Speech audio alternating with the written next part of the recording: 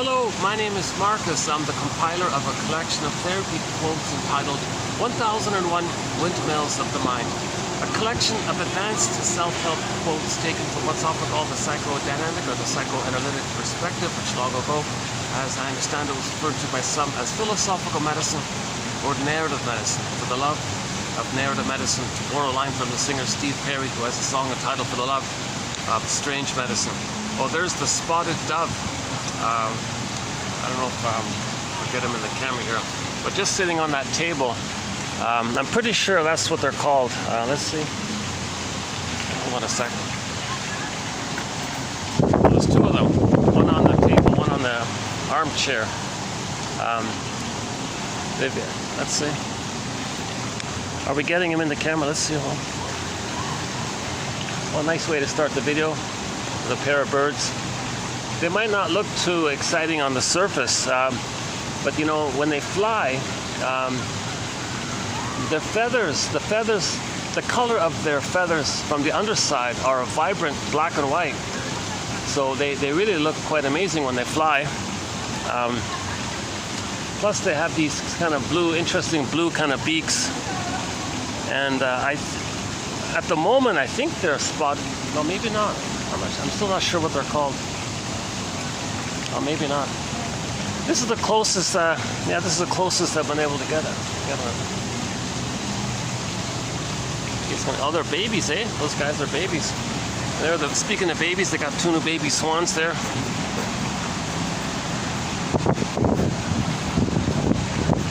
Okay. So let's go back to Joyce Cary here, famous singer, considered by many to be the greatest classic rock singer of all time.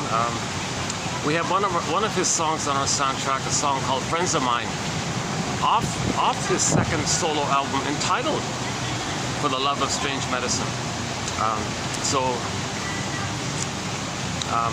We have a soundtrack as well to accompany our 10,000 quotes, and the vast majority of the songs have some kind of psychological message to hook up or to highlight any kind of psychology point that we're making so far. Like, for example, when we talk about transference love, we play the song "What a Fool Believes" by the Doob brothers. When we play nostalgia, we'll play Sandra's song called "Dreaming." I played the live bootleg one, and so on like that. So maybe in the future, I was thinking if we do a thread on the only child syndrome, I'm thinking maybe that Friends of Mine might be in there, because Joyce Cary's an only child apparently. And the theory is that only children have too much responsibility, a heavy burden to redeem their parents, be the scapegoat for the parents. They carry such a load with their parents like that. So they have a hard time in general later on just relaxing and playing with their peers. They feel overly responsible. So in the song "Friends of Mine," he has a line in there, if I remember correctly. Gee, I've learned something. No matter who you are, you can't buy friends with caviar. So even if you're wealthy and all that. The inference I'm making is maybe he's addressing how does one make friends, and only children have a harder time making friends. So that's still a question mark. I haven't really looked into that yet. So we have a lot of exciting material in our collection. 62 threads on the go currently. Most recently, the most recently added thread is ennui. Ennui. On what? It's what you would call the boredom, says the ennui character from the film Inside Out 2. The film of the year for 2024, Inside Out 2. One of the characters is ennui. Important point about ennui. On what? It's more than boredom. It's a deeper thing. We saw how sarcastic ennui can be, and there's a deeper issue with ennui. So that's like... so there's a whole. So we recently did, I think, 3 videos on ennui. Another one was pathological nostalgia, and the linked TV show for that was the Happy Days' episode entitled "The Spirit Is Willing," season 11, episode 14, about the Fawns buying a haunted car, and the ghost in the car enters his psyche. who's got a relationship like that, he can go back. It's pathological nostalgia. So when you don't want to face your life in the present and there's pain, one defense mechanism against pain, growing up, facing what you're facing, admitting that you're getting older, making a decision, admitting a loss, gotta make a, maybe, you're afraid of something or something in your current life. One thing that people can do is engage in pathological nostalgia as a defense against the pain of whatever's going on in their current life. So you think of something in the past where you had a dream. Blot out the disappointments, but imagine that dream was fulfilled. And then dwell in your fantasy that you're swimming in this blissful kind of dream. That's to evoke a sense of timelessness in the past. And that sense of timelessness, that's an echo or theory that the person didn't get the extended blissful paradise of the mother. So they're kind of, that's why they're having, their ego is damaged, so they have a hard time in their regular life.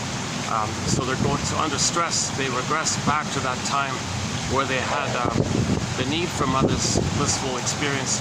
They didn't get it, so they're still looking for it, kind of thing. Thinking, well, number one, if you're in a timelessness, you don't have to face life in the present. Plus, if you're in timelessness with the fantasy, you feel kind of like what babies feel in the uterus, this blissful oceanic feeling like that. And then, so that's pathological because there is time, and we are adults and all this, and we're meant to identify that if there is pathological nostalgia, that means the person's not grieving the losses, for example. That means there's trauma, attachment trauma, relational trauma. You got to face this kind of trauma. Forgive the mother for not loving the baby enough to be able to mourn losses. And then in that forgiveness process, back to Inside Out 2, you got the abreaction scene. Near the end of the film, the key scene was the abreaction. They took the stream of consciousness, the broccoli boat, rowed it back to the back of the mind where the repressed memories are. See in the beginning, the child can't handle ambivalence, so any painful feeling, they popped it, called repression. So in the film Inside Out 2, you saw this tube thing, and every memory that was painful, they showed it like a little orb like that. They put it in this tube thing and just popped it away to the back of the mind, called the unconscious. And every unpleasant feeling, she did that. Because the child can't handle can't process it. It's called denial, it's called repression. It just, bury it deep like that. Now it doesn't magically go away, it's still there. It's just we couldn't understand it, we couldn't process, we couldn't formulate it, couldn't think it, couldn't know why it was there. So as a defense against the pain of being overwhelmed, we take those bad memories, split it off, so to speak, famous splitting mechanism, and split those all bad experiences to the back of the mind. So they were all repressed like that. That's the famous splitting mechanism. Babies may briefly do this in the beginning because no mother's perfect. But if the mother's consistently misattuned, consistently narcissistic, consistently, not seeing the baby, meeting the baby's needs, the child will keep repressing, so the splitting will still be there. But there is this innate drive for healing. So anxiety came on the scene to reflect the beliefs from that other side, that denied side. So anxiety came on the scene with the opposite belief. I'm never good enough, I'm flawed, I gotta be perfect, I gotta save the parent, I'm no good, where the Joyce said, oh, everything's perfect, no. So these were both unrealistic. The baby does splitting mechanism, discussed in recent videos, so I won't do it here. But anyways, the point is, there was a part sense of self related to whatever positive experiences the person can accept. And then the other part, sense of self, was repressed to the back of the mind. So there's a split like that around your sense of self and the sense of your mother being two separate entities psychologically, and it's exaggerated. This is soul fragmentation. It's painful like this. So in the healing process, we do what's called free association. Okay? So the image, now we don't see Riley, talking to somebody like that, but we see what's going on underneath in the unconscious. So Inside Out 2 offered an imagination, a metaphor or symbols of what possibly, how it might look going on with them in the healing journey, in the healing process. So free association, that's sort of the main technique of healing. Say what comes to mind. Speak freely. Be honest. The truth will upset you free. Oh, I just saw the clip, Jim Carrey's clip from his film called The Truth Will Upset You Free. Funny little clip like that. So when he was cursed, when he was compelled, something compelled him to only speak the truth, and he had a hard time like that. And the irony of it all was, he found something truthful, and then there was a victory like that. The truth will upset you.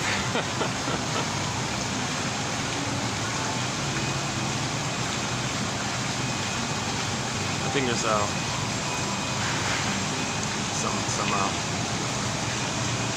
let me fix the fan. I'm drenched in sweat already. Yeah, I'm sorry. Once I'm outdoors again.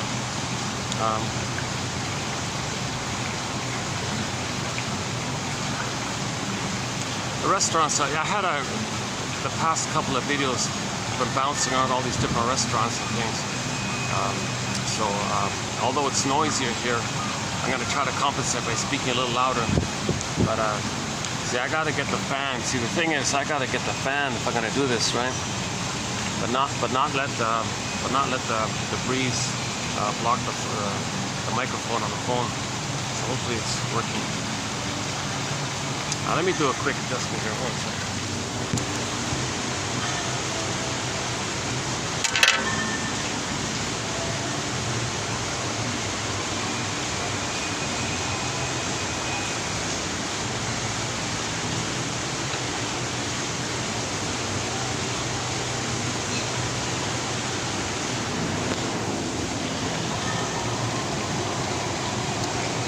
There's several tables in front of me here, so jeez.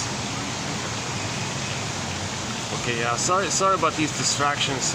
It's it's 40 something where I am with the heat index, but let me settle in and we'll get it back to a flow here.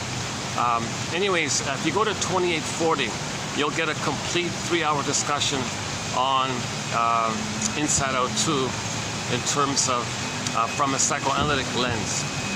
Okay, so we talk about the repression, the splitting, okay, the fear to free associate. So they couldn't find the broccoli boat. And when they found it, they were afraid to get on it. Okay, so that's like, I want to say something what I really felt. I want to say something that's true. No, your resistance to it. I don't want to say it. Your resistance. I can't get on the boat. First they couldn't find the boat. Then when they found it, they didn't want to get on it. So there's a real difficulty and a real resistance to admit that truth will upset you free. This painful truth will upset you free. So you saw that kind of delays like that, and finally the one character said, "We got to free associate. We got to do it for the soul. We got to do it for the person. So for Riley, we got to do it. So okay, for Riley, meaning it's a part of us. It's nature saying, for healing, in the name of healing, for the love of healing, we got to speak it. We got to say it. Enough of these splitting defense. Enough of this delusion of either or and thinking like a traumatized baby for your whole life. In terms of template, it's unrealistic to go through life with either or thinking all the time. Something's perfect, no, hate it. This kind of simplistic. The baby kind of does that in the beginning to deal with the situation, but that's just temporarily for the first few weeks. And the baby in the splitting creates goddess and demon. Now the goddess, he feels special. Okay, the demon, he feels unloved and defective and wounded and all this. Guilty and shame, never good enough, like that.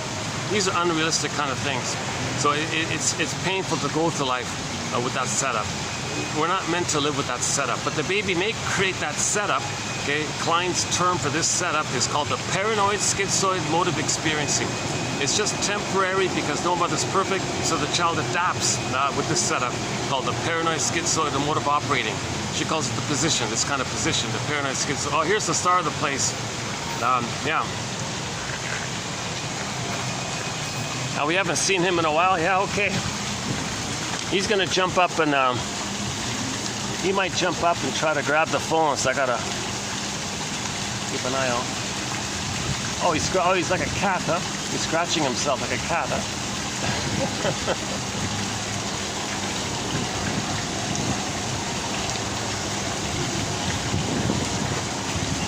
And those are 2 new ones there, yeah. So the 3 of them are getting along. Yeah, I noticed when they first arrived, there was a little confusion amongst the 3 of them, but now they're getting along. Now they're buddies. Yeah, look at that. That's nice. So these 2 black ones that they just arrived a couple of weeks ago, they're babies. He's been around quite a while. He's an older one. He's always grooming himself. He's constantly, he's a real perfectionist. Look how he looks and all that, making himself comfortable. These two are just kids, I think. They really have like a baby-like demeanor. If he spreads his wings, we'll get a good look at him when he flops his wings. There's a turtle in here, and there's some fish actually, I think, in here. At the back, they've got doves and peacocks and rabbits for the kids. At the back, I'm in a wonderful little fun venue here, a very popular kind of family kind of restaurant. So it's really nice to come here, even if it's so hot. Very historical, sort of like a landmark kind of place. And then I don't know the full story, but oh, I got the sun. Oh yeah, I can't really sit in the sun for too long. Okay, oh there it goes. Okay, so we saw so in the Inside Out 2, one of the key scenes. So we saw reference to the splitting, the paranoid schizoid. So it's painful to live with the splitting. Okay, and it means you're going to be prejudiced. It means you're not going to trust or love. It means you always think in jungle slogans. You always think of survival slogans. You're always thinking that emotionally you're fighting with the mother for your survival, and you think your whole, and you superimpose that or transfer that or see that that's your model. That's a painful model to live. So if the baby's fighting with the mother and is frozen like that, he thinks he's fighting with the world. The world's his mother, Mother Earth, or the earth is innocent. He shames the innocent earth, or doesn't care about it because he thought the mother didn't care about him.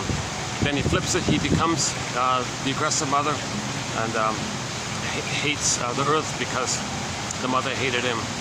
And then he plays himself, sees the earth as Mother Earth, and he hates it. So this is a real conflict like this. See, it's fusion is going on. Self and other have to differentiate. Normal development, the child feels safe to differentiate. But while they're fused, while the self and other are blurred up in this one mesh, and then you got a splitting taking place. Okay, now in the mesh, embedded in the mesh, it's like two half clouds. That's like, imagine two circles overlapping, and you got a kind of a split like that. Now on the one side of the split, okay, you've got a representation of the mother as a goddess, representation of the self as being this special, chosen, beautiful, entitled, you think you're amazing, and you think that the goddess is you, so you feel you're one with the goddess, so you feel blissful feeling. Now the other split side was, well, you're enraged, the mother didn't meet your needs, and you saw the mother's a monster, a cyclops, okay, a guy with the horns, an alien, so the witch Wanimi, any kind of frightening entity, a sea monster, any kind of frightening entity. Now this image of the entity is created by the baby's feelings of rage and oral greed, and creates an imago, because if he feels hungry, the mother's hungry. If he feels enraged, the mother's enraged. If he is scared, the mother's threatening like this. And if he's angry, the mother's angry. So, but the mother is seen as several times bigger than the baby, and things are exaggerated. So he projects his, he believes his rage and unmet need and greed, the mother's the hungry wolf. He feels like a baby hungry wolf, and the mother's a much bigger hungry wolf. Now he's got a monster who wants to gobble him up kind of thing. So this is like a compromise called projection of the image or his understanding of his mother. Nobody's saying the mother's hurtful like that, but you got to have it from the baby's point of view. If the baby's needs don't get met, he thinks he's a goner. If the baby's needs don't get met, he thinks he's a goner. He wouldn't make it. He's terrified. He's enraged. And the mother failed him, betrayed him. That's not his mother. He sees her as a monster now. Like but he can't live like that. So he denies it, and that's split, like the two half moons kind of thing. That other overlap, like two moons overlapping, and you split it down kind of like that. So you got you got the witch mother who's rejecting the shamed child. He's terrified like this. So this icky feeling, shame feeling. Basically, they call it the shaming mother and the shamed child side, and the ideal loving mother and the blissfully loved child, or something. Just keep it simple like that. So you know, and it's fused like this. This is the fusion. You see, the baby and the mother are one in uterus. Now that fusion is meant to continue for the first 4 to 5 months in the psychological egg called the mother-infant dual unity. That fusion is meant to continue. It's called paradise, Shangri-La, Shambhala, okay, nirvana, Avalon, any kind of paradise kind of thing. The baby's in this blissed out feeling. He feels like a king, God, blissed out, oceanic feeling, oceanic oneness. One guy calls it oceanic ecstasy even. He's in an extremely blissed out kind of place.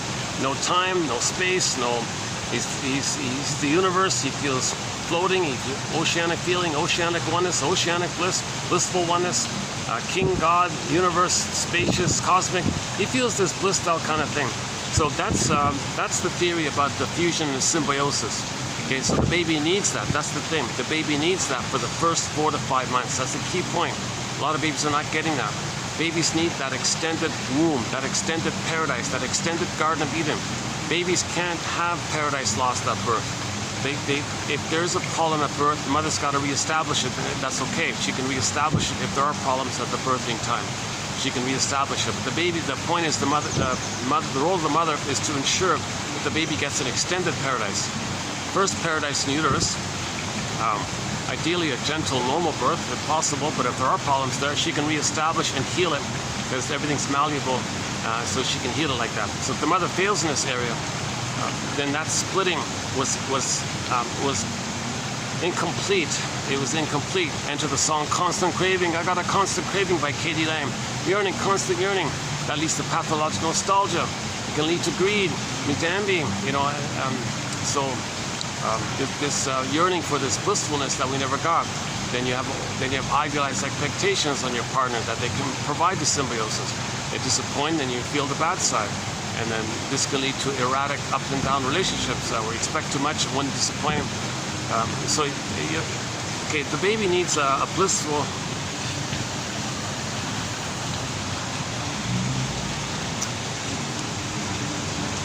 Yeah, that's the one.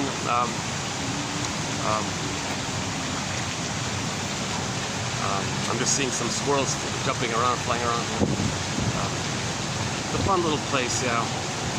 I can imagine a family coming here and the kids are running around, seeing the kids jump, seeing the squirrels flying around.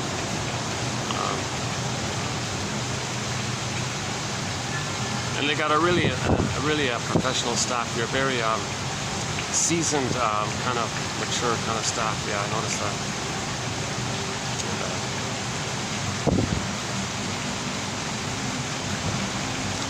And they always treat me like as if I'm arriving for the first time. They never get tired of me. I appreciate that. That's nice. That's nice of them. Yeah.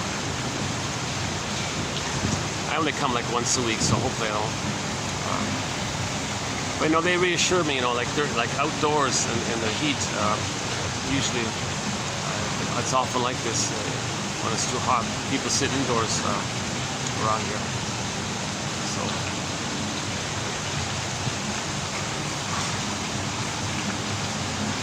Okay, so the object relations theory. Okay, so this is an imagining that the baby's imagery of himself is blurred in with some kind of sense of the mother, but it's all one like that. He doesn't know that they're separate. And this unit, he thinks is all him. Now the power of the mother, he thinks is his power. So he feels that's called infantile megalomania, narcissism, glorified self, idealized self. Oh, there we go. Oh, missed it. That was too quick. I'll see if I can catch him, put on a full show, huh?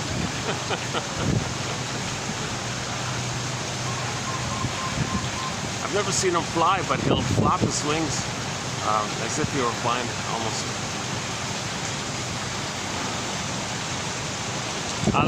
Hey, bear with me. Let me settle down and get into a flow here. Sometimes this happens. Sometimes I got lucky. I can get right into a flow. Sometimes I'm a little distracted, but usually I come around, just calm down kind of thing. So I have anxiety. You'll see my anxiety. The give backs to the quotes are posted below. So I'm not offering myself as some kind of soothing presenter or nothing like that. This is about the information. This is about being a detective. This is about knowledge. This is about thinking. This is about being your own story doctor, so you can heal yourself. Each person's got to weave their own basket. Each person needs their own lasso of truth. So these 10,000 quotes, on average 1 out of 10 might be of help for a person. That's like a lasso of truth. To bring up the truth for the truth will set you free. Bring up the truth about your parents. know the truth about your parents. That's how you forgive them. Then you get the truth about yourself, and you can heal through the mourning process. So back to Inside Out. Okay, so we saw the baby dealing with when he's being overwhelmed. That's when joy repressed all the negative feelings, painful feelings. Will pop it away, pop it away. So that's splitting. So so you had like a part sense of self based on the one side. Now in the innate drive for healing, there's this drive to bring the splits together to have a new one unit, not either or, like something that's both and. Okay, that's called whole object relations. So there's this drive for healing. So either it happens naturally, if the mother's loving, this will take place naturally. If it doesn't take place naturally and the mother's too frustrating, then they have to do it on their own at midlife when they piece together and be a detective. Oh, that's what happened. Okay, then you understand it. And then you can feel what you couldn't have felt. You can understand what you couldn't have understood. And then you heal that way. So Riley, okay, once again, Riley was popping all the negative feelings to the back of the mind, only accepting the good feelings. Yeah, and then, as part of the innate drive for healing, in the second film, Inside Out 2, okay, we saw anxiety popping on the scene to represent the other side. So now we're kind of like facing the two sides. We're seeing the two sides. So now when anxiety's at the console, that's the other side, the repressed side. Now the self-representation, anxiety voiced it. I'm no good. I'm never good enough. Now, when the baby's hurt and he feels no good enough, he's going to try to save the mother. He's going to try to please the mother. So you saw anxiety drinking energy drinks, trying to imagine how can he save the mother? How can he redeem them? How can he be perfect? How can he be a star? How can he be how can he be so perfect that the mother would feel safe and seen? And how can the baby be like a goddess for the mother, a mother for the mother? So the baby, anxiety trying to be perfect, it's kind of like the baby thinks, what do you want, mother? You're hurting me. What do you want? And well, mother, well, baby, when I was a baby, my mother didn't see me and soothe me and be there for me. Well, I'll try to do that by being so excellent, so you feel that if others admire me, that you'll be seen. That if others approve of me, you'll be approved. And if you're approved and you're seen, then maybe you'll calm down and love me in return. So I'm going to try to get to that end. So anxiety was trying manically, how do I succeed? How do I be a star? How do I win a scholarship? So she wanted to be on the top of everything, and she was aggressively ambitious like this. So the under self side of it all was, I'm not good enough, I gotta try harder, not good enough, gotta try harder. And this kind of thing going on like this. This is unrealistic because no baby can save the mother, heal the mother, cure the mother, make the mother be a loving mother. No baby can redeem the mother, make the mother be a beautiful mother. No baby can do that kind of thing, but he's gonna try. Anxiety represents this effort. See, if you look over the trailer of Inside Out 2, you saw the orange mop head character, right? You saw her say, I prepare for the future. Okay, meaning, in the future, in the world, living in the world is going to remind her of the first world, the mother, the breast mother. Okay, now, she was traumatized. Originally, she was unprepared for that. The baby was helpless and unprepared when the mother hurt her. Now, she's a little older, and she's going to be reminded, I don't want to feel that pain anymore. I got to be more prepared.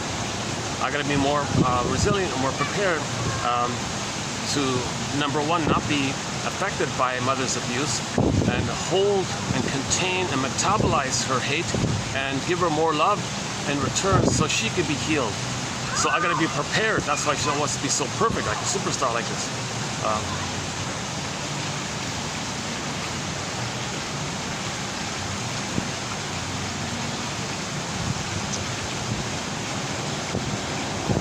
So I'm just noticing a couple of cute little youngsters interacting with the swans here.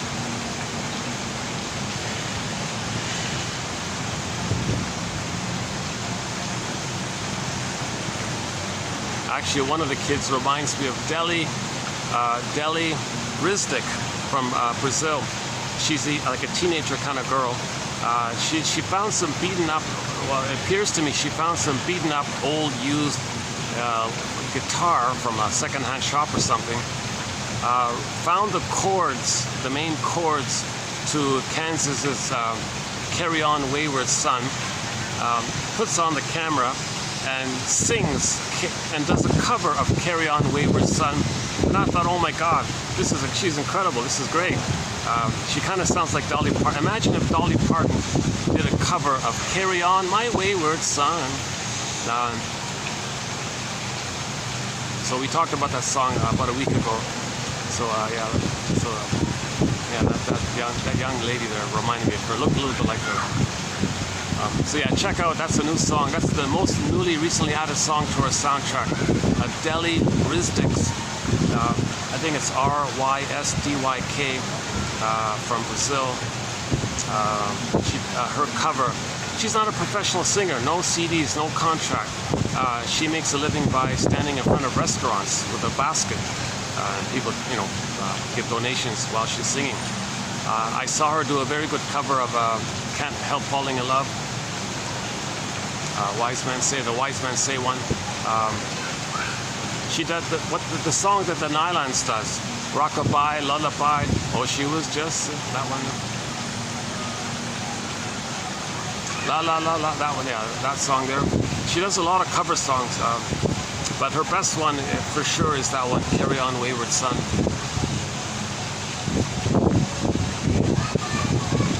Yeah, she can sit here when it's busy because I keep looking at the people passing by here.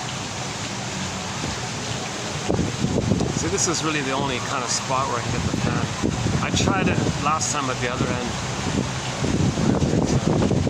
It's even worse with the noise.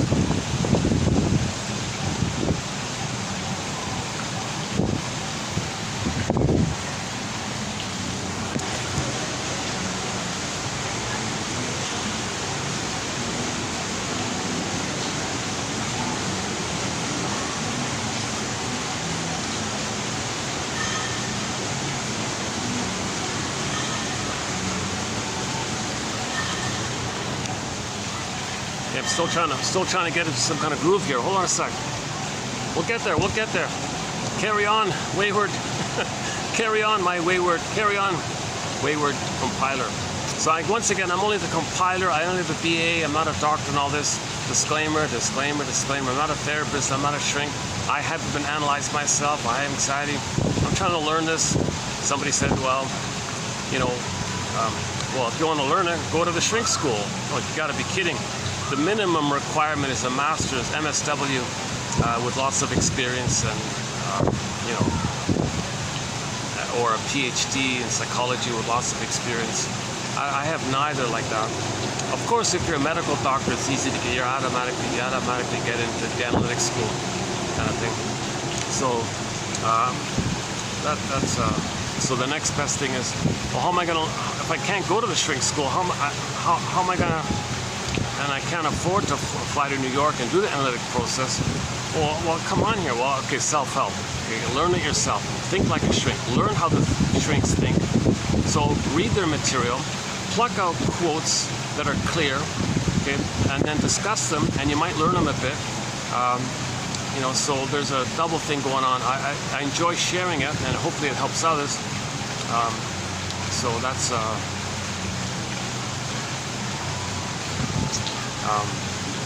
I want to contribute to the general effort to raise consciousness, to raise awareness about ourselves, because we all saw Michael. We all heard that Michael Jackson song. If you want to heal the people, start with the man in the mirror, kind of thing. So I'm trying to learn this myself, so I can heal as well myself. And then ideally, Robert Bice says, read this for 10 minutes a day, and see what dream you get in the morning, and analyze the dream by asking yourself, what does this sequence that came up to me this morning, free associate, what does it remind me of? Just say freely what comes to mind. What does that remind me of? That reminds me of things, and it reminds me to see a little more like that. So it helps you to see your patterns, it helps you to see your developmental stage, it helps you to see what you're dealing with, some kind of trauma, some kind of fears. Sometimes your dreams are about wish fulfillment, so you can feel better to compensate. So now you know, well, what wish fulfillment do you need? That tells you something about your unmet needs, like that. So in your fantasies, you meet your wishes and your fantasies. So that tells you something about your developmental place. Sometimes you're trying to feel what you couldn't have felt. So in the day, something happened, you didn't feel it. At night, it maybe creates a scenario to bring up that feeling. So now you can feel what you couldn't have felt in the day or earlier. There's a wealth of material about dream interpretation. Yeah, I just mentioned it. I just saw this morning Inside Out 2. The main guy, Pete Docter, I think I regard him as a soul doctor. He said he's going to create, I'm not sure if that's the best means for his resources, but or maybe it is, I don't know. But he said he's going to create a TV series based on the film Inside Out 2 called Dream Productions. It's about seeing the dream world, like seeing what goes on in our dreams. So I imagine he's going to create little dream sequences and scenarios in terms of wish fulfillment, in terms of learning, in terms of self-awareness. So it might be interesting what he's doing. Because in the first film, in the original Inside Out film, 9 years ago, 2015, I remember one dream sequence that he did was under stress. You see, she was under immense stress, right? So she lost her home in a while. She moved homes, but she lost her regular home, her regular friends, regular school. That's like a huge kind of loss like that, now in a strange new place. And even your furniture didn't arrive, and you're in a new apartment with nothing in it, sleeping on the floor with rats running around. So she was kind of like, geez, this is quite a shock like this. She never processed the loss. She never admitted the loss. They just packed up and moved like this. So she had a kind of a huge loss. So to deal with the pain of it, she wanted to engage in regression. Go back to the uterus time. So she had a dream, okay, where she was regressing. Okay, so in the progression, the child grows teeth as he's growing up. From a baby, he's going to grow teeth to become a child, etc. Now, when she was trying to feel back to the safety of the uterus, or the safety of the nursing time, the safety of the oral time before the teeth, she was going back. So as she was going back, because she was going back, we saw the teeth all fall out. Okay, so then fear says, called it. So that's a common dream under stress, that people, they're dreaming and they have this nightmare that their teeth are falling out. And I think one guy said he felt like, my teeth fell out. Oh my God, I'm gonna look terrible or something. And what do you say? The horror, what was it? He really felt that he lost all his teeth or something. And in the realization of it all, he panicked. He woke up in a sweat or something, panting or something, and checked. Oh my God, his teeth are there, because now he's safe in the present. But he was trying to go back to compensate for whatever stress he was feeling. So that's a variation of pathological nostalgia. If a person wants to dream back to the time before teeth came in, either at the nursing time, the suckling time, usually it's in the womb. See, so he was trying to. I think Riley was trying to go back to the womb because you're safe there. Okay, so assuming it was birth trauma, or to the time when they were safe. So usually it's the nursing time or in the uterus time. You got the proper womb or the extended womb. There's two kind of wombs like that: the biological womb and the social, interpersonal womb between the baby and the mother. So the baby's in paradise, Garden of Eden, Shambhala, Shangri-La. So in the Inside Out 1 film, we saw the dream where she had that. So in the dream, when the teeth were click, click, click, all falling out like that, that means she's going back to the nursing time. That's a safe time. That's a blissful time. There's no time there. You're in oceanic feeling. You're in heaven. You're in paradise. Because she was under the pain of losing her home, her friends, her school, her belongings, and in this scary new place, and no proper kind of like soothing transition to it or something. No discussion about it. The parents didn't tell her, prepare her for it. Just say, oh, we're moving, pack up, let's go. Oh my God. So she sleeps at night. Oh, I want to go back to something that was very safe. So she could have had a dream about being at her old home, I guess. But you know, it's interesting. Maybe she wasn't happy in the old home, so she wanted to go back in the uterus time or the nursing time. Probably I guess it's probably going to be in the uterus time. So anyways, that's one example of the dream point. That if somebody has a nightmare of losing their teeth while they're sleeping, that's code for seeking the safety of the uterus, seeking the safety of the time before the teeth grew in. So when you're going back, the teeth fall out. That's your dream. So now but that's scary like that at the same time. So you want to feel safe with the past, but you're in this painful realization that you're going back like that. Wait a minute, you don't want to go back. It's dangerous to go. You got to live in the present, but you feel scared to live in the present. So there's a huge conflict like this. So when that conflict, pain comes up, then you wake up. When there's too much emotions around a conflict, you're going to wake up kind of thing. So maybe this new TV series is going to kind of pick up on that kind of thing. I'm not sure. I just noticed it just coming out. I just saw the headline. Pete Docter announces a TV show called Dream Productions based on Riley between the ages of 13 and 15, the middle school years. They said between Inside Out 1 Inside Out 2. Inside Out 2 began when she was 15. Inside Out 1 ended when she was, I think, 11 or something. So from that kind of middle school years, junior high school years, they kind of skipped over it. So it seems like they're going to fill in that missing gap and focus on the dreams she was experiencing. I'm not, you know, but maybe that dream issue is not, maybe to preserve some kind of continuity or something. I think just focus your energy on making Inside Out 4, Inside Out 5.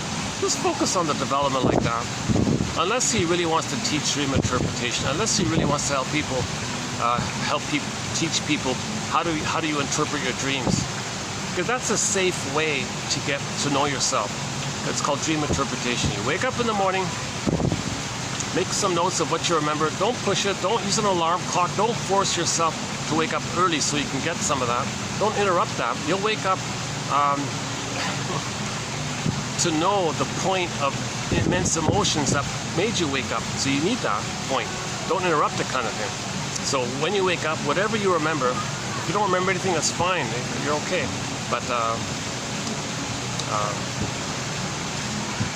when you're ready to face deeper things, or you need to face deeper memories, repressed memories, little bits will come up. So then when you wake up in the morning, make a notebook, just write down the TTAQ. Give the dream a title, T for theme, A for affect, emotion, Q for question. See if you can imagine a question being asked of you by your unconscious puppet master, your unconscious dream maker, your unconscious self that's causing these dreams. Is it asking you a question? Is your unconscious asking you a question? What might that question be? TTAQ. Or at least take a dream sequence that you remember. You don't have to do all of it. Just take one of them that you remember. And then say, okay, this is a letter from me to me. This is a message. Hermes delivered a message from the unconscious world, this magical, mythical world. If the gods are there, the gods gave me a message. Okay? So the unconscious is sometimes personified as in myths and fairies, like all these gods, right? See, in the primary process mentation, things are widely exaggerated. So in myths and fairy tales, in myths in particular, when you got all these gods, that's the symbolism of the baby early on. So when you wake up in the morning, one of these symbols, i.e., what was going on early on, that brought it to your consciousness. So Sanford says, I treat it like a god sending you a message, meaning the god of the imagery, the mythology world, called primary mentation, primary process thinking. Myths and fairy tales are true on the inside, not on the outside. They're true on the inside. Okay, so yesterday I talked about primary mentation a little bit. So kind of referred to the last video for this issue of primary process thinking, primary mentation. Alice in Wonderland. No time, up is down, left is right, topsy-turvy, flip-flop, double-think, hocus-pocus, thinks and morph and shape-shift. This kind of world, things are exaggerated. Okay, so the mother's a monster, the goddess or a demon, but it's not true. It's just imagery within. Oh, here's one of the baby swans. Oh, that's good. Hey there. Ah, this is our first sort of good close-up we got of him here. All right. It's hard to see, man, because he's got a mixture of feathers, right? A little bit of white in there. Yeah. He does really look like a baby, doesn't he? He looks so innocent, right? There's his buddy there. Oh my goodness, yeah.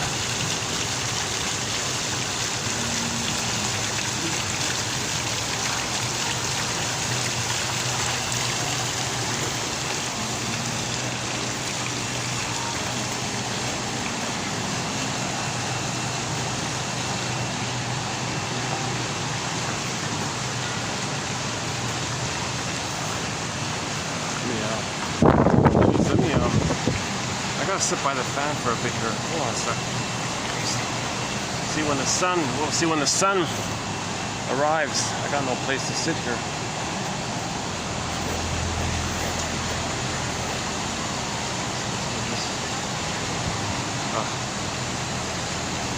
How about this? Can I do this?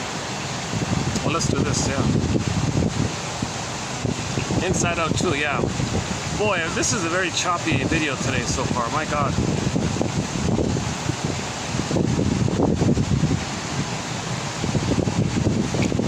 Okay, so when you wake up in the morning, you get a dream sequence. You say to yourself, "This is like a letter from a God to you." Don't you want to read it? If your soul sends you a letter, if your unconscious sends you a letter, if your unconscious puppet master sends you a letter, if your repressed self, your secret self, your shadow soul, if your soul sends you a letter, okay, don't you want to read it? If you send a letter to yourself, don't you want to read it? That kind of thing. So, and then you say to yourself that this message is saying to you, "Hey you, it's like this in your soul today." So you wake up, it's like this in my soul today. This is a message from me to me. It's like a letter, you want to open it and read it. If you don't interpret your dreams, it's like receiving a letter and not opening it. So you want to open the letter. Okay? And it's like this in your soul today. So whatever sequence you remember. Now remember, what you remember, it's not literal usually. Okay? Because it's protecting you. So things can displace. So you may be angry at one person, but the anger is towards a safe person. So you wake up and you had a dream of being angry about a benign person. What's going on like that? Well, the emotion is true, but it got displaced to a safer person so you can face the emotion. Now that safer person can be from another time and a place, because there's no time in the unconscious. Things condense. You can get a dream sequence of something you saw on TV, you know, something from your childhood, something from a month ago. It can all be in one little snippet, one little scene like that, because there's no time. It all comes together. It's called condensation. Okay? And then one can represent, and something can symbolize or represent something. Things can be displaced like that. So it's all compact, it's tight like that. So when you wake up, you get this tight little message. You got to unpack it, so to speak. What does this remind me of? What do these little elements remind me of? Well, that feeling is familiar. Why is he there? I'm not angry. I don't even know that person, like a benign classmate or something, but we got strong feelings. Well, he's just a safe placeholder. You projected and displaced and transferred because he was safe. But maybe something else about the dream can link you to what you're really angry at. And now you're facing what you couldn't have felt.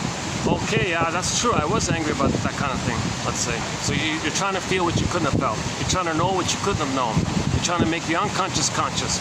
Where id, all that energy is called the id. Okay, your conscious is called the ego. Where id was, ego shall be. You want to build the ego, strengthen the ego. Build a basket to catch the ball. It's going to come up to the nest.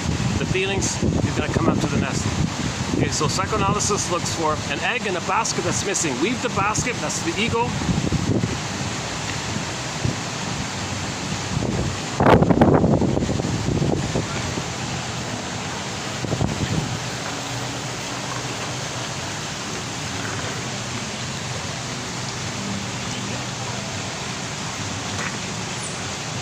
Geez, if there were little.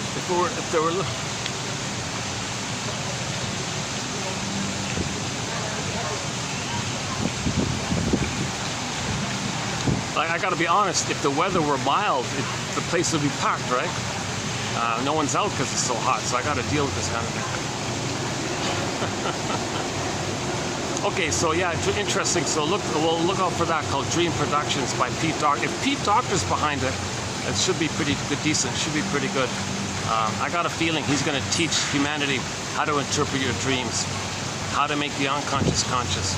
Okay, so the more you can make conscious and accept what's in your unconscious. Okay, now what's in your unconscious is your authentic self, your real self, your true self, your golden ball, your beingness, your gifts of the real self. Who you'd be had you been loved, knowledge of the trauma. Okay, your ego's damaged, like the scarecrow can't think. So remember the scarecrow looking for a brain? That's called the unthought known. Something's known, but you can't think it. So this knownness is going to come to you. Now you want to think it, build the ego. So dream interpretation helps you to build the ego, strengthen the ego. Because when you get a basket, then there can be an egg, and then in the egg is the firebird.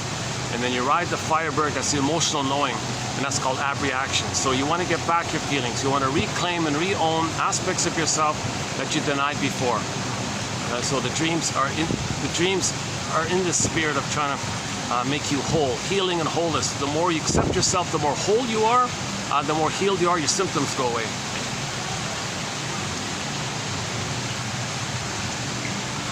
So we'll talk. I'm sure we'll talk more about that. If I have access to the show, I'll discuss it. I'll discuss it episode by episode if I somehow can see it.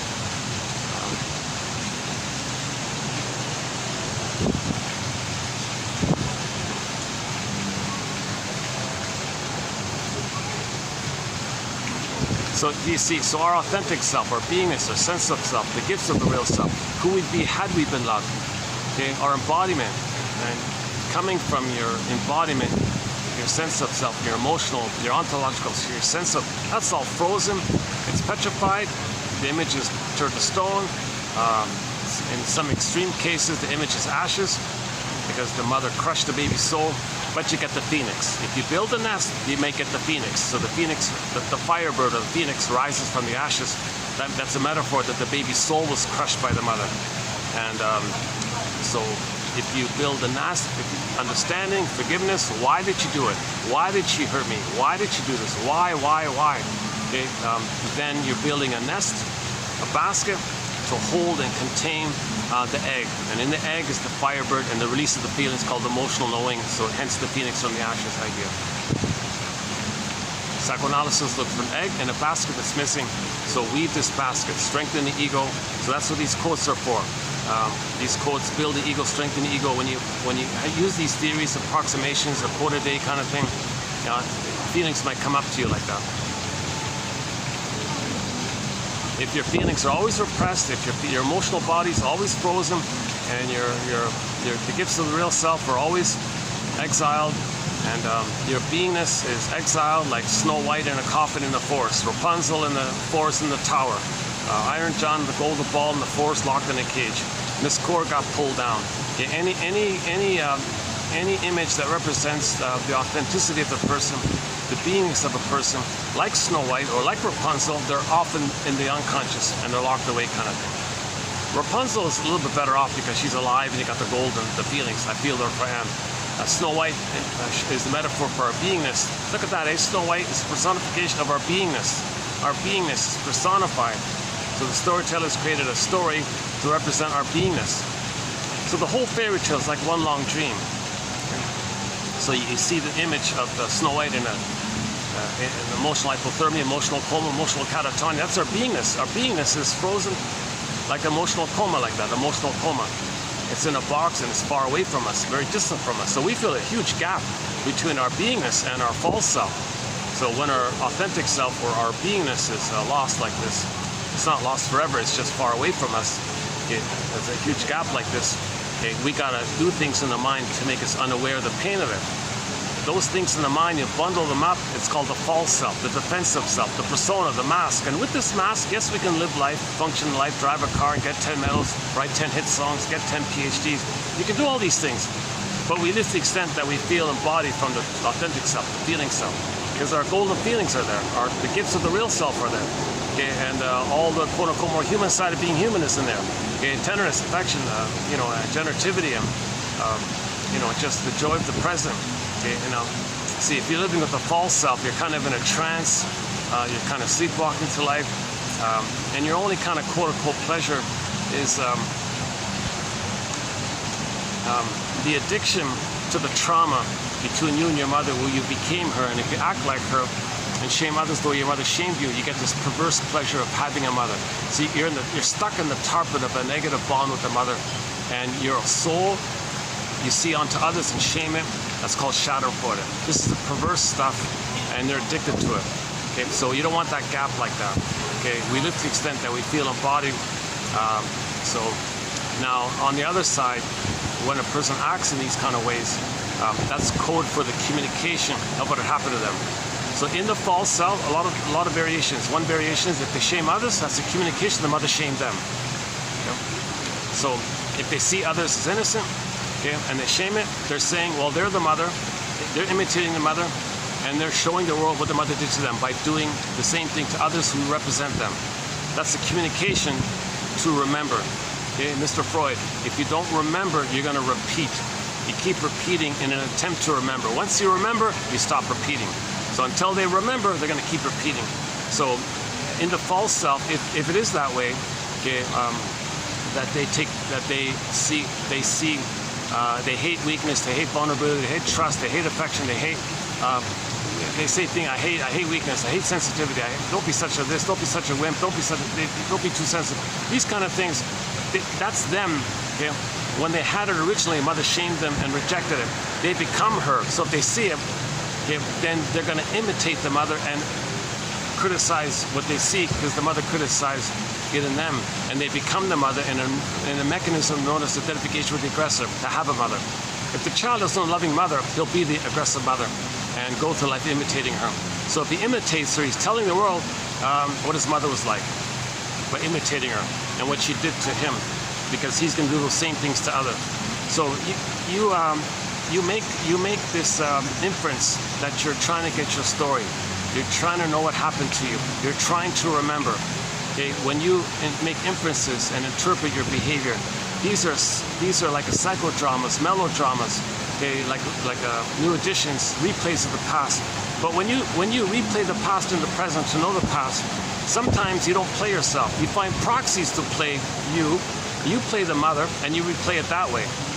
And then, hocus pocus, okay, the one who played you as a baby, okay, and you say they're no good, flip-flop, you see your mother now, okay, and now you're angry at mother.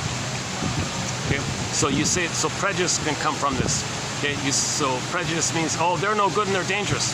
Okay, so the baby felt no good and the mother was dangerous. That's split off, splitting, projection. Okay, one core theory about the psychology of prejudice is splitting and projection. Because when something's split, it's repressed. When something's repressed, you project it. So you deny the side that the mother hurt you and you saw her as a monster. You saw her as dangerous and you felt no good. Okay? You split that, but that's repressed, and you accept the positive side that you make up, the joy side part, right? You have to make it, even if it's made up. So when something's denied in you, the way to know and the way to heal the splits is you're going to project that split side onto others. Okay? Now that's a mirror to know that it's within. Okay? So prejudice, for example, is a kind of like a mirror or confession to know what's within. Projection is the means of bringing repressed material to your consciousness. Jeez, oh, I got it. The sun's been... Yeah. It's nice to have a sunny day, but jeepers, eh? It's how ironic that, you know, the shade, the only place where I can get the fan is where the sun is.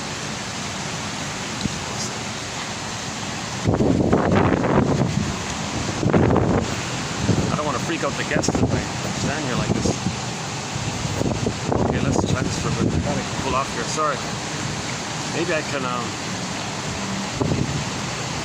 Well, okay. Let's just.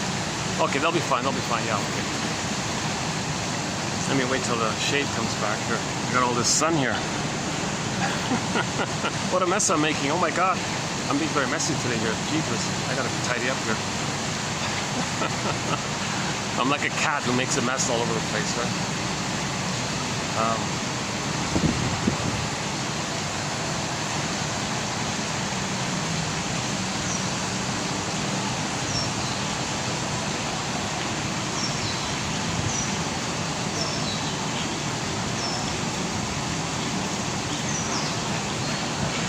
Plus, you're not hearing me with the fan, the noise of the two fans, right? I got the fan of the building next door, plus the fan here, plus the SkyTrain behind the building.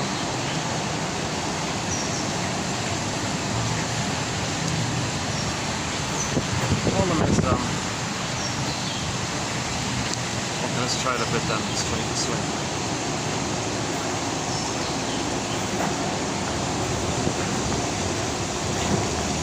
If I ever seem jittery in these videos, because I'm not a caffeine drinker. If I drink one coffee, it's coming from there, kind of thing. If there's any breeze, maybe I can hang out here for a bit.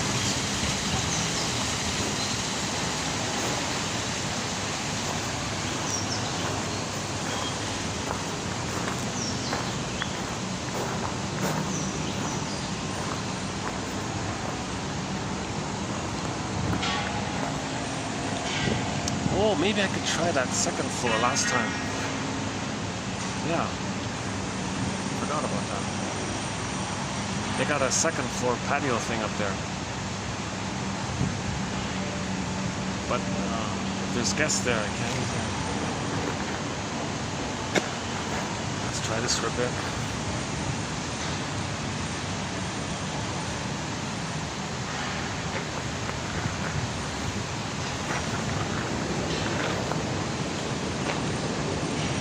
Oh, the moment.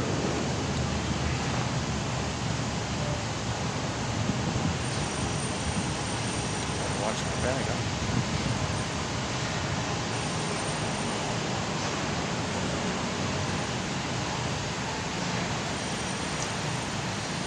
Yeah, okay, let's get back on track here.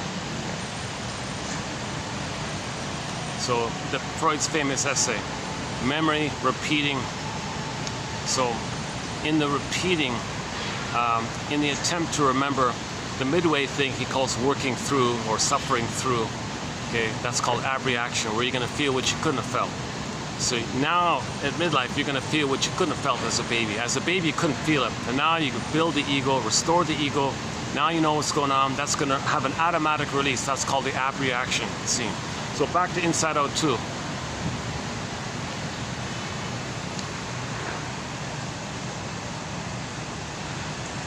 Great, someone's just going to sit right beside me.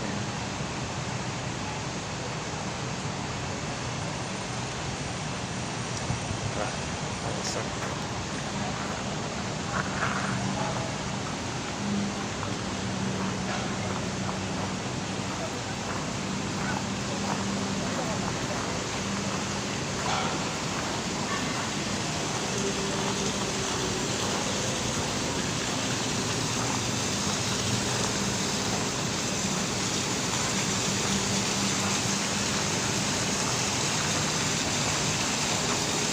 Let me try the second floor after all.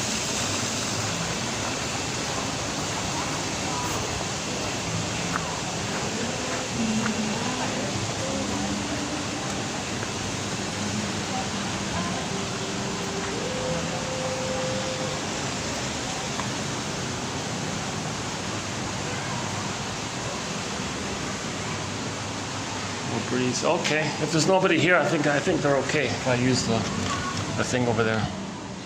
Oh, they're not using this in here. I'd love to use this in here, but Jesus, it's a sweltering in here.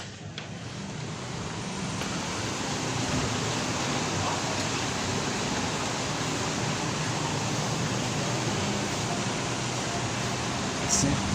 Oh, good. Got a bit of a breeze here. Okay, I might be able to hold out for a bit here.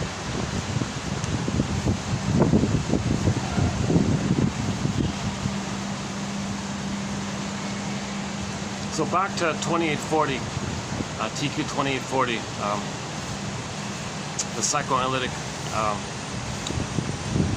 imagery that you see in Inside Out 2. So you saw this, we mentioned briefly about the splitting, the two sides, the part self with the joy side, rejected all the other side, then you got the anxiety for the other side, and it's either or like that. Well, in the effort, in the healing journey, you want to bring the two sides together to get a new one that holds the two.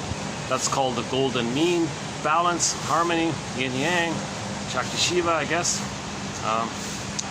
I'm calling it, I like the phrase, the third side of the coin holds the other two sides. I'm borrowing that from Route 66. Go to 25.99, the classic TV show, Route 66.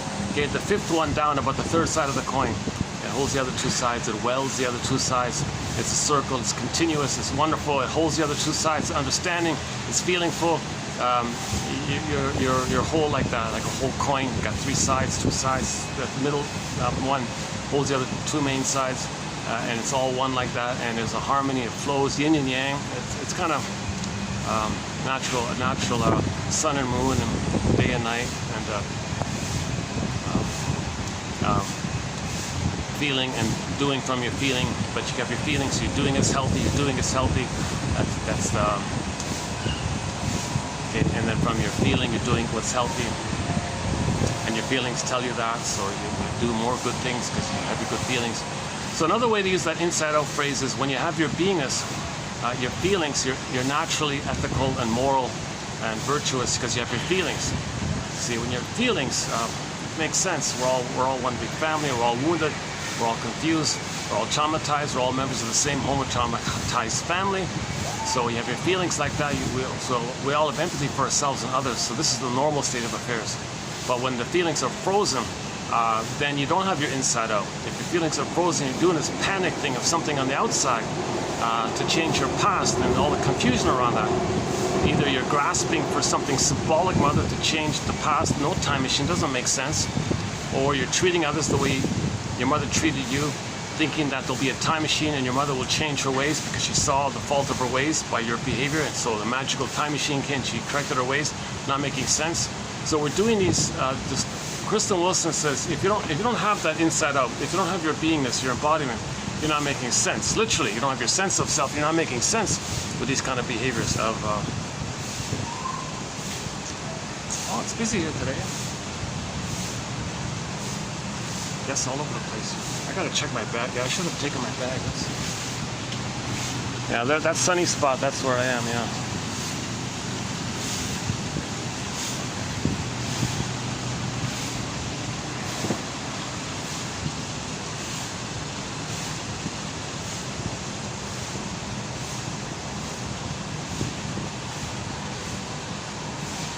It's funny about Sundays, yeah? Yeah, Sundays are funny.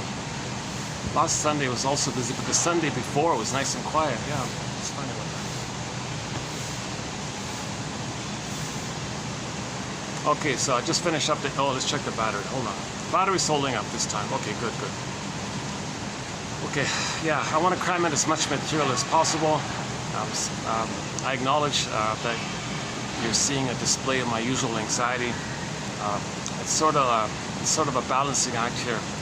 Do the benefits of the sharing of these excellent quotes outweigh the inconvenience of my anxious delivery like that? I'm hopeful that's the case because these are hard to find quotes. A lot of books are being removed or withdrawn from the internet. A lot of quotes came from digitized books. A lot of quotes come from books which have not yet been digitized and may never will. So these quotes are getting harder and harder to find by the seams of it. And my goodness, I try to go back to an old book by Tina, what's her name? Tian. I keep calling her Tina, sorry, Tian. I just rediscovered it this morning, Tian. And I'll read her quote. We got a quote from her. Tian, not Tina, Tian, T-I-A-N, Dayton. Yeah, sounds like the city, right? She's a prolific self-help author, and we don't have many quotes of hers, ironically. But by chance, I saw a little snippet of hers, and I wanted to dig up more of it, but the book was removed. We couldn't find it. But I remember in the past seeing that book. It was available, withdrawn, removed, can't get them. So somebody said there's a massive book burning going on. Digital libraries are being burned down or moved away. I don't know how to describe it. That's kind of sad. So there's a real effort in the book community to stop this nonsense. So what the theory about this is, well, if people heal and have their feelings, then they'll be ethical. Well, how do we plunder and pillage if people are ethical? So this whole confusion from 10,000 years ago of when we went from village to pillage, in order to do so, You need the prejudiced personality. To create the prejudiced personality, you need to do the splitting. Okay, so how do you do the splitting? Well, suffer the children. Remove the baby from his mother. Mother's a monster, splits it.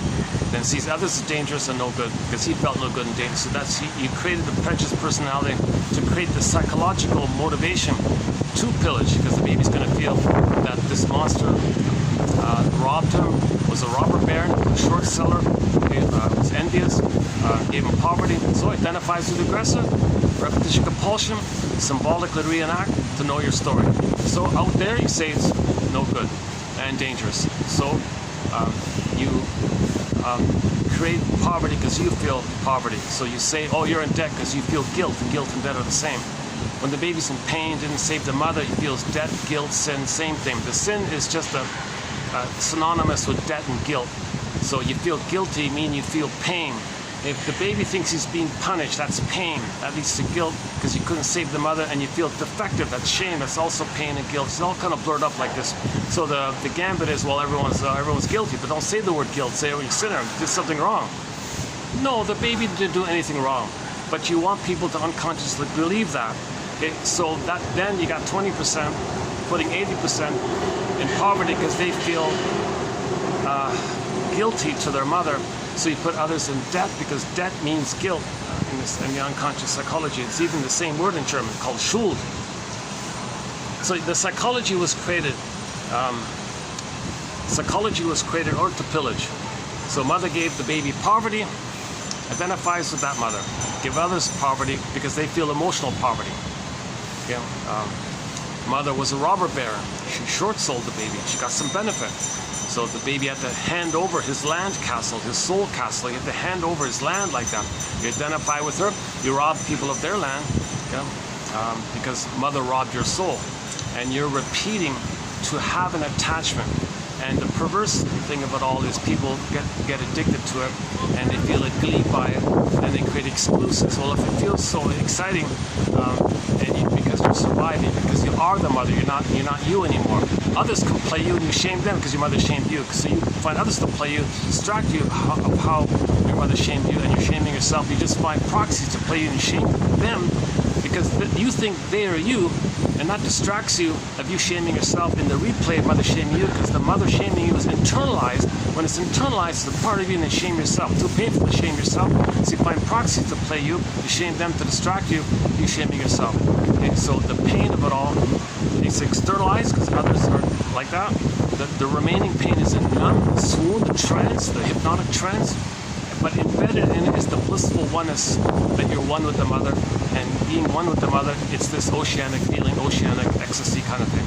So people feel kind of this perverse giddy like this because they're tapping into the chemistry, the brain chemistry that the baby felt in the uterus when he's one with the mother. So he's the shaming mother, shames himself, replays the oneness that they're one. It's a trauma bond, but they're the shaming mother that refuels and maintains the oneness. So they siphon up that pleasurable part.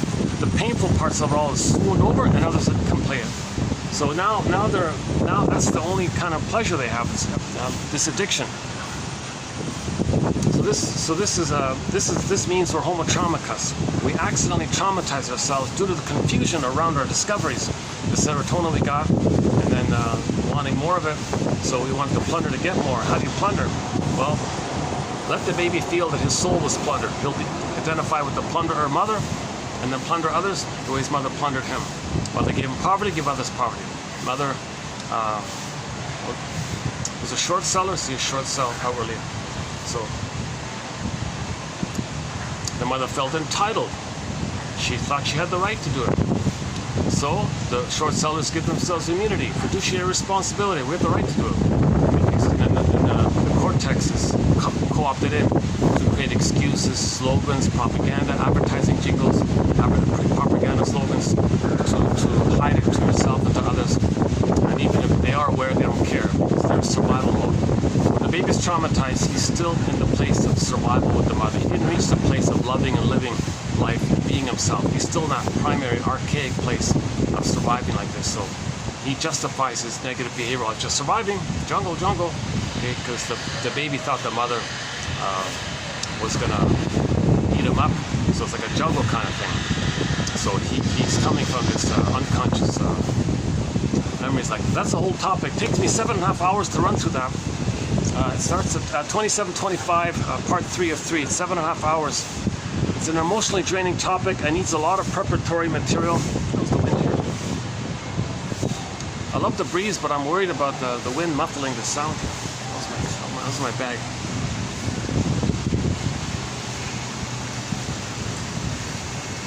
Like, oh, still sunny. Look at that, eh? Look at this, all shade, but I can't get the sunny spot where I can get the fan.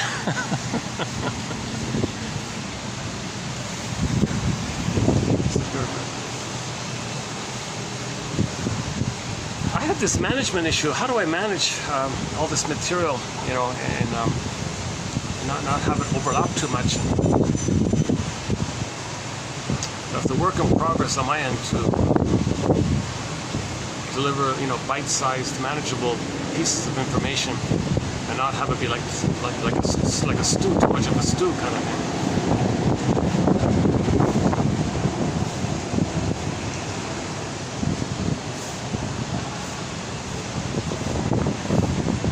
Is it okay with? Are you hearing me? I think the wind is muffling the. Maybe it's okay, right? Now it's okay. Now it's okay, right?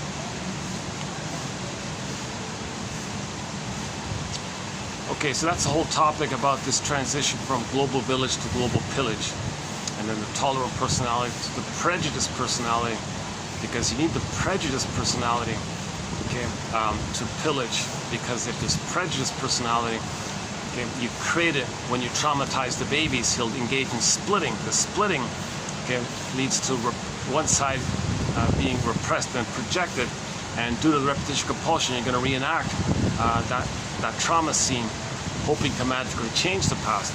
So whenever there's trauma, that's in the part of the brain that doesn't know time. Infinite loop, no time. Okay, that's why people, Janov jokes, yeah, don't ask an iguana what time it is. There's no time. Don't ask an iguana how he feels. There's no. So that part of the brain is nicknamed like those creatures, crocodile, lizard, and all that, because those creatures don't only care about survival. So that part of the brain is deeply imprinted, seared in, imprinted in, stenciled in. This relational memory, this loop. Baby cried for love, mother hurt him. Baby cried for love, mother hurt him. So you identify with the mother and replay it. Others play you, you shame them the way their mother shamed you.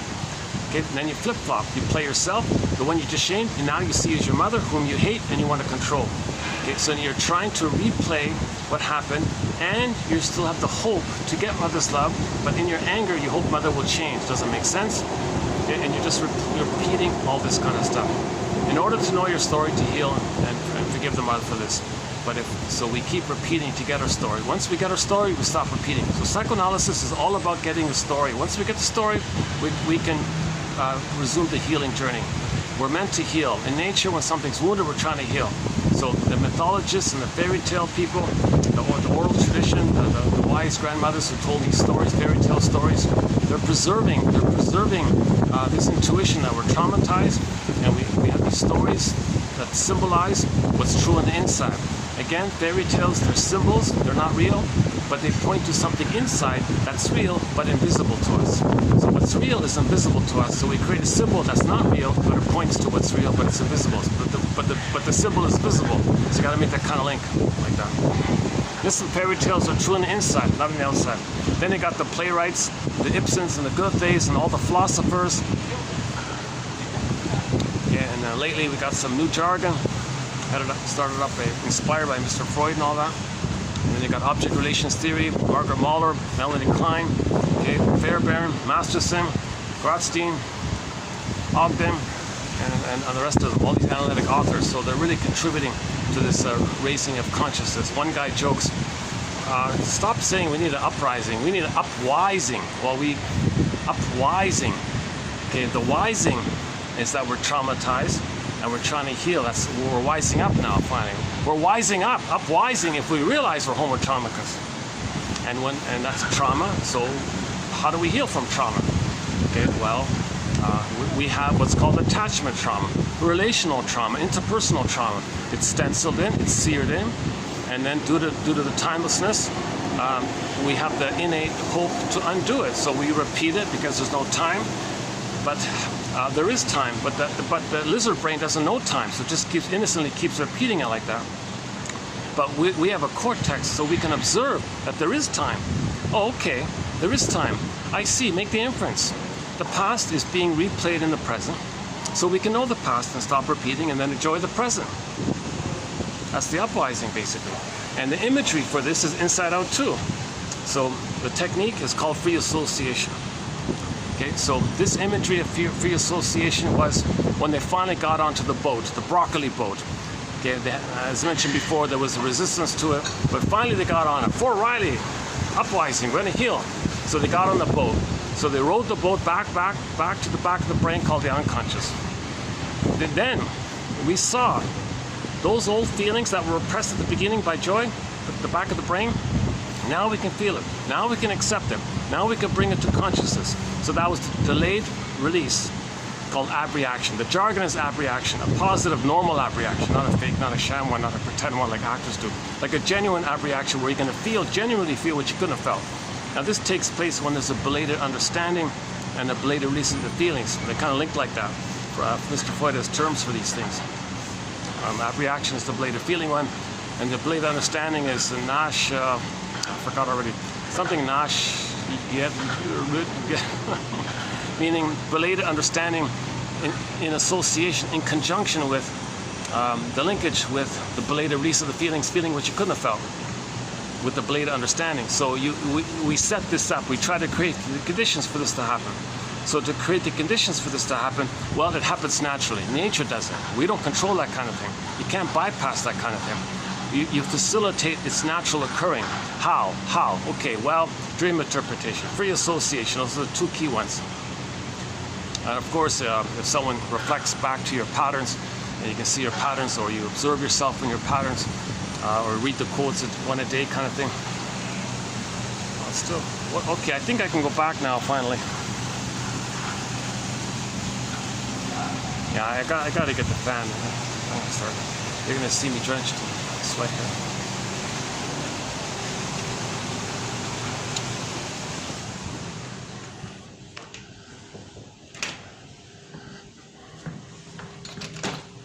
Yeah, nice place. Look at that, eh? Nice place. My goodness, there's another one in there too. Yeah. So when there's the full-on party, oh, the managers.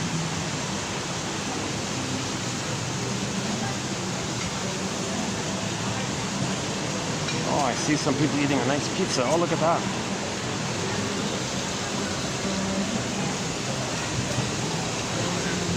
The pizza smells very good. I can smell the pizza. It smells smells good. Schmeckt good, huh? Tastes good.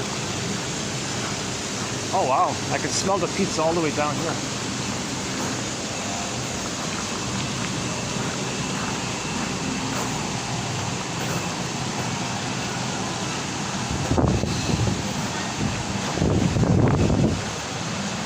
Is that going to work? I feel badly sitting here because people want to see the swans, though.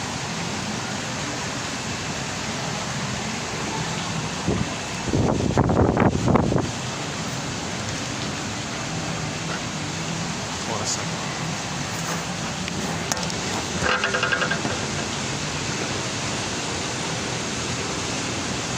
Oh, by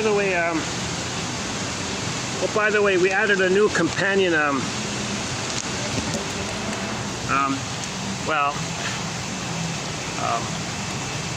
So my companion, one of my companion snacks for this journey is the tortina, the triple chocolate tortina by the Low Car company.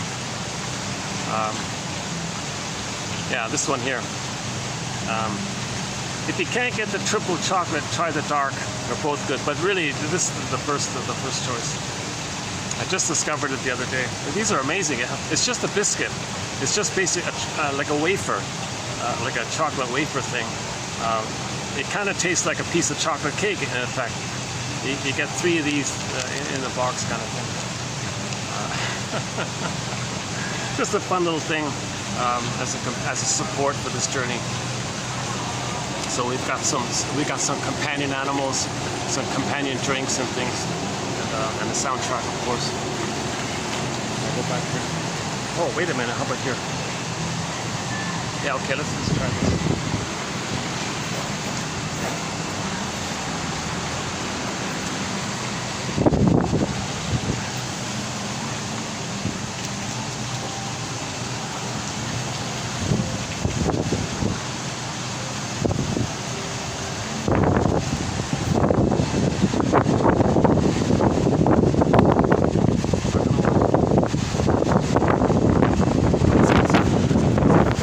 Gotta get the right angle, my goodness.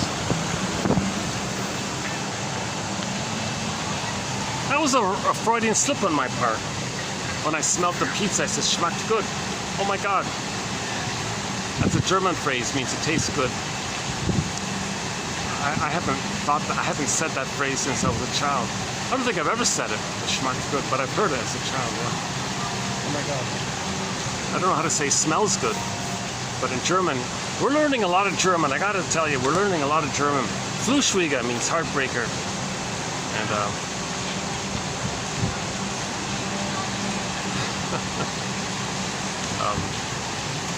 yeah, we Katja Epstein, one of our musical voices to our soundtrack, does a cover of the Bee Gees song Heartbreaker, made popular by Dionne Warwick, but in German it's called Fluschwieger. Like the anger you have towards somebody in the present, that's meant for you to bring up the anger you originally felt, unconscious anger, unprocessed but unconscious, but real anger that you felt with the mother. It was pressed down. So you recreate the thing in the present to know how you felt in the past. Then you don't need to repeat it. Once you know how you felt in the past, you don't necessarily have to repeat it anymore. We repeat to get the story, to get that old feeling. Actually, I'll read that quote. We got a by Dayton. Miss Dayton talks about this. It's coming up.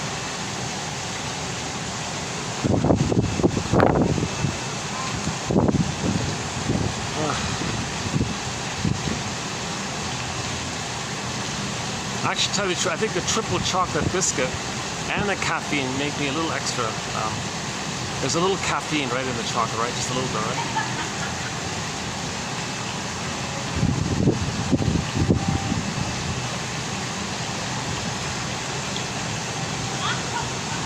There's I'm not sure what this is. Either they're bridesmaids or they're a couple or something. I'm not sure what it is, but there's two very well-dressed young ladies taking photos together.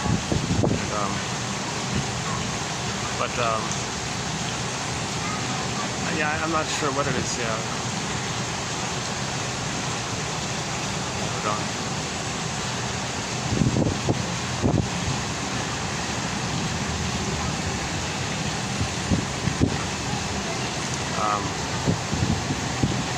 No. If I can hear what they're laughing at, that's a clue. Like if the humor is kind of sadistic, that's a clue of trauma early on. If the humor is a little playful and everyone's better off, then the trauma was later on. Your humor kind of reveals the category of trauma. Trauma prior to 18 months, that's the Schadenfreude humor, the put-down humor, the mocking humor, the humiliating, the sardonic humor, and the black humor. Yeah. Because what you're doing is, the target of your humor is your own soul. You're the mother. So you replay the interaction with the mother, but you're her now. So you feel what she felt. She got some benefit when she hurt her baby. She got some pleasure, pain relief. You're her now. Someone else plays you, so you're the active one. It's perverse. It's perverse pleasure. It's a morbid gaiety, a morbid pleasure to shame your own soul and to find someone to play your own soul, shame your own laugh. That's perverse. That's sick stuff. It's sick, like it's sick humor. Okay, so if people have sick humor, that's a sign of trauma before 18 months, because that's when identification with the aggressor takes place, when the trauma takes place before 18 months. Okay, for more on this information, for more on this topic, go to Gladstein's quotes recently, related to our thread, our chapter on humor. We got a lot of great quotes on there.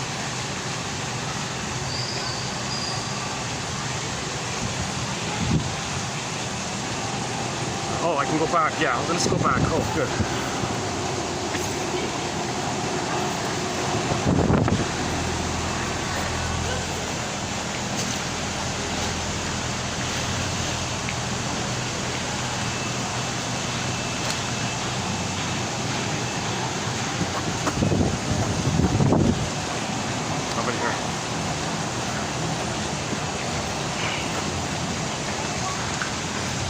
that work? I feel better on this side.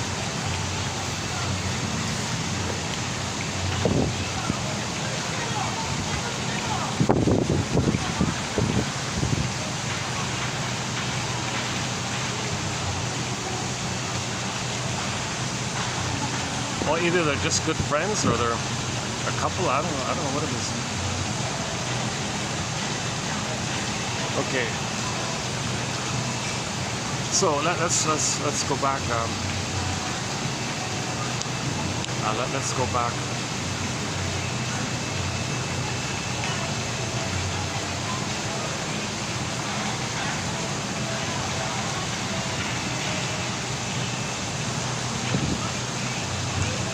See, Boorstin says that the humor can be paranoid schizoid based. That's the Schadenfreude humor.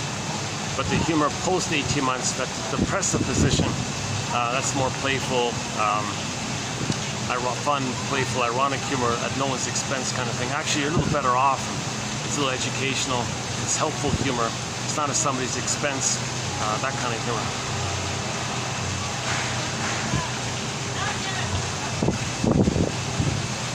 Schadenfreude humor is to trigger up the chemistry of you being in a blissful union with your mother.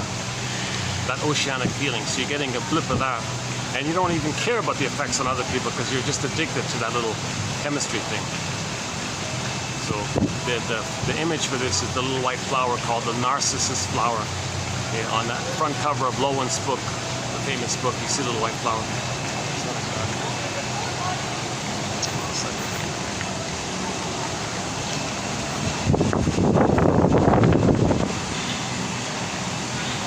Maybe I should have gone to the other place.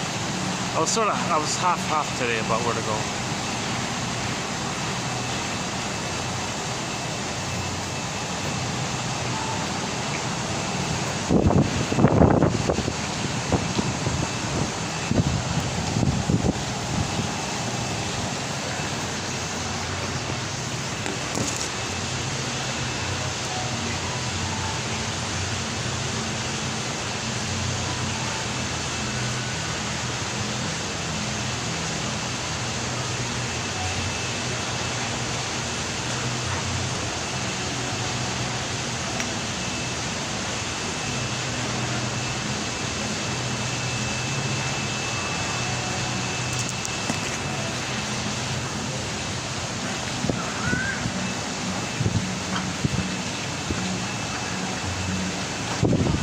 Okay, for the price of half a cup of coffee, the link is below.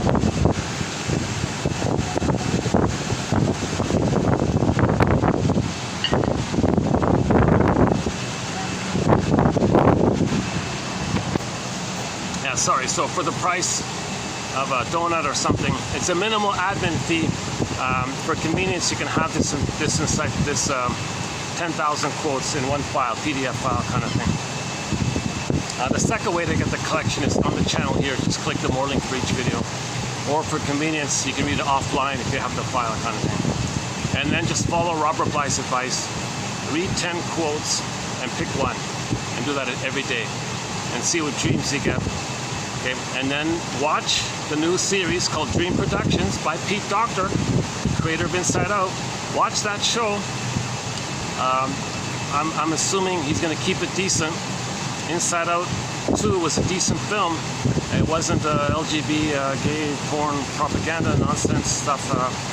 So it's a relief like that there's something decent out there, finally, you know, in terms of something that doesn't want to push you to something that's considered a communication that others will traumatize. And it's kind of like help, you know, everything's a love or a cry for love. So this propaganda kind of thing, it's kind of like, please understand me, so cry for love like this, look at our condition or something. So it's kind of like in that area. We don't have a thread on this very complicated topic on the LGB and all this, but we do have one quote in that kind of area. So, just back up a sec. Inside Out 2, it's a little bit refreshing because you're not bogged down with this whole constant campaign to spread this contagion of this kind of lifestyle, or whatever you want to call it. Hopefully it'll maintain that like that. If it's not, if there's going to be these subliminal kind of duplicitous kind of implied things, then yeah, then it's a waste. It's just a waste of his skill and talent. So let's see if he can control his team, or if they're going to slip in some.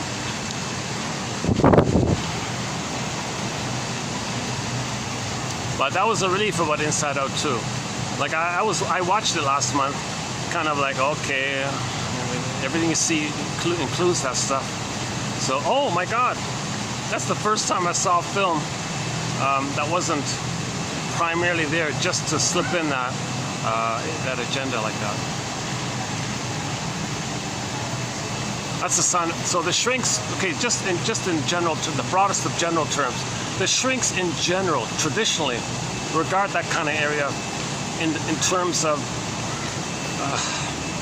identification with the mother, loss of the feelings, and then and the defenses around it.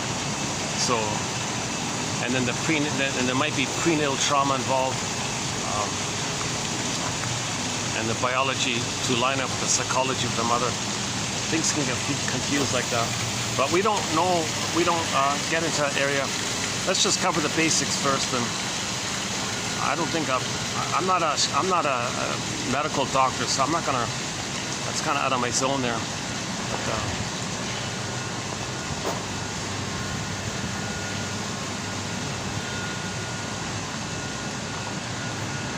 But, well, whatever those two ladies, whatever it's about, they're having kind of fun. I think they're acting like kids. Maybe I think they're kind of like feeling like, you know, as a kid I never got to play much. Now I feel like they're kind of in that playful kind of mode like that.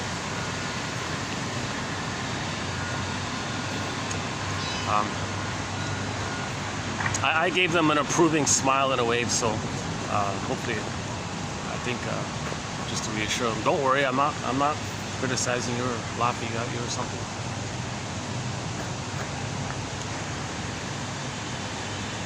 See, when you're in a park, you feel safe. You want to play a little bit, I guess.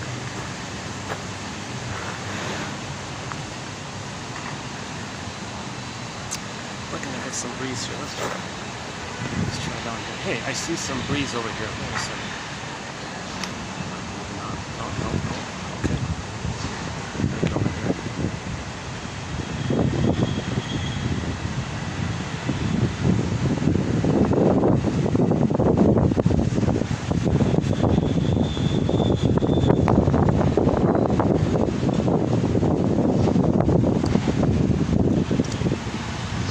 I don't want to freak out any of the guards or. Who's that guy?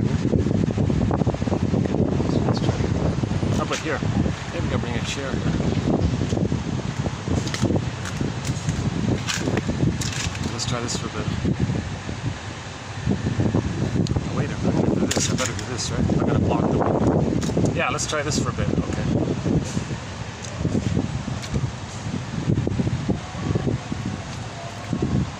Okay, let's quickly enter in Edmund Burke just to clarify some basic thing here.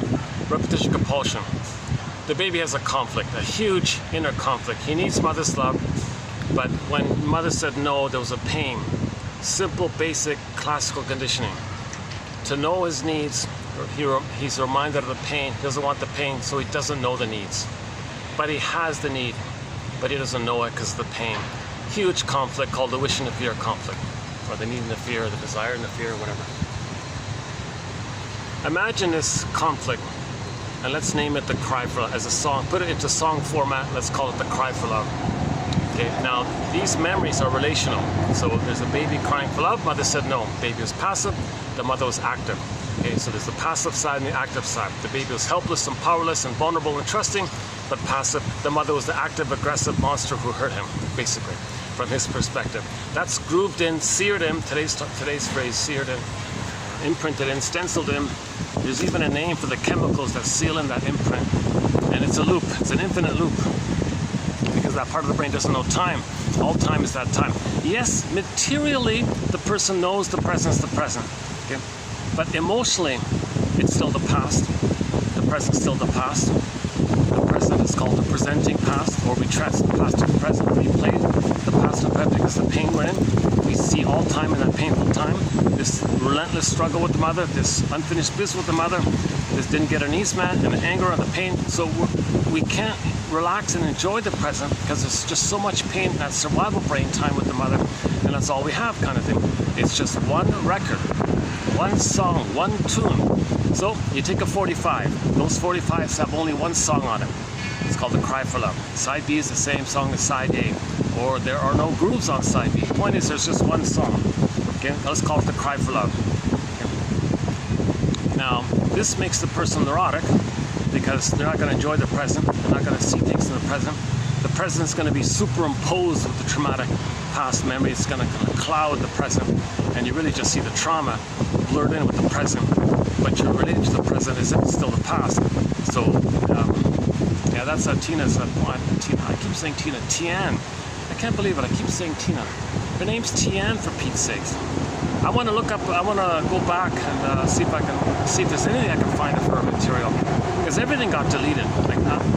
Maybe there's something around. Let's see what I can find. Jesus. I tried this morning to see if any of her newer books are available. No, withdrawn, removed, unavailable, no, copyright, no, all this stuff. Yikes.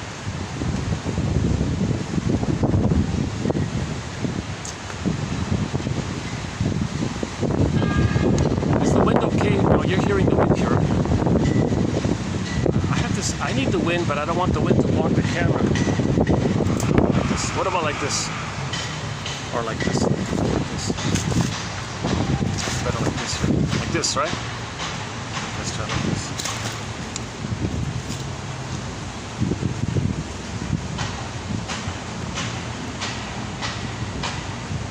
Well, I'm glad I moved because the kids want to look at the swans or some other people.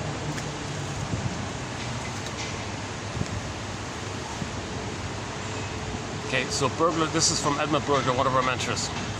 This inner conflict, this wish and a fear, okay, that's timeless, and it makes the person see the present as the past, or the present is called the presenting past, or the present is a new addition, or replay, or reenactment, a mirage. It's just still basically the past. This idea that you transfer the past to the present and act it out and stage it like a theater drama, melodrama, psychodrama. Not psychodrama in terms of the therapy technique of observing your patterns, just like a. Let's not use psychodrama. Let's just like melodrama. Just a dramatic staging reenactment of the past, symbolic of the past, like a reflections of the past, some kind of dreams of the past. I don't know what it is. Just another mirage, like an echo mirage of the past, and then you replay it. But your emotion is still in the past. Is that right? How do we describe this? Transference. You transfer the past. It's called transference, acting out. You transfer the past interaction with the mother to the present and act it out with others. Others are cast into the roles, like you're a director, and you're staging people into roles. So you say to others, "All right, you in the present, you play me as a baby in the past. I'll play the mother." So and then he replays it. So I'm going to see you as me crying for love. I'm the mother said no to me. So the behavior is to replay the record. You're me crying for love. I don't want to hurt myself. I am going to hurt myself, but to avoid the pain of it, I'm going to make you play the role of me to distract me of me hurting myself the way my mother hurt me, because now I'm her who hurts me. I can't always feel that, so I got to get away from the pain of it, even though I do feel it. You play me, so I'll think you're me, then I'll replay it. That's loyalty to the repetition compulsion. Now, you play the mother, I'll play myself, and I'll continue my battle with the mother. So the proxy plays both. The proxy plays the person's shame side, and the proxy person plays the aggressive mother side of the projector. And the poor proxy person can't say, "Yikes, hold the phone here. I'm neither you nor your mother back then." Okay, it doesn't matter, because he can't think in those terms. What's this psychobabble? Okay, he's driven by the unconscious forces, the iceberg metaphor. He's unaware of it, kind of thing. But he's meant to make the inference that his repetition is a mirror to know the past so he can stop repeating. So that's the positive intention of why we're repeating, to feel the past and feel what we couldn't have felt so we can enjoy the present and be released of the past. Give the past a time and a place, capture it, lay it, the ghost to rest, then your life force is free for the present. Otherwise your life force is connected, invested in still that past, and that's driving the record. So you got this record, this infinite loop record. Infinite loop record. Imagine this 45 record. Every new situation, okay, they only have one record. Okay, so Burglar's line is, neurosis is the petrification of an inner conflict as repressed. Okay? Every neurotic, a person with neurosis, meaning somebody who doesn't live in the present, love in the present, see the present as the present, see their babies as their babies who need their mother's love. They see the baby as their mother, so they're neurotic, to say the least, right? Every neurotic is a music enthusiast, but he only has one record, this 45 that we're talking about. He carries it with him everywhere he goes. Every new situation, every time he sees a turntable, with never-ending fiery ardor, Burglar says, he runs to the turntable, plugs it in, and plays that tune. Okay, new situation, new place, same tune, same record. New country, new scenery, new relationship, new job, same tune, same tune. He's playing the same old tired record, the same old script, the same old painful thing. The cry for love, the cry for love, the cry for love. He's playing, everything's love or a cry for love. So he's neurotic like that, because he's always playing a new edition of the past in the present, not enjoying the present for the present. The present is just used as a replay of the past. The present is co-opted just to create a chance to play the past, and he's just stuck in the past all the time. The present's still the past. Yes, once again, materially he understands the present's the present, and he can get 10 medals and he can function and pay the bills. Yes, he can function like that normally in the material kind of practical kind of sense of it all. But in terms of this inner life, his emotional life, his embodiment, his home within, his feelings, joy and sadness, ability to mourn, ability to feel, empathy, reparation, tenderness, this whole, we live to the extent from this kind of place, from this inside kind of place. That's all frozen, remember? So we're trying to get back.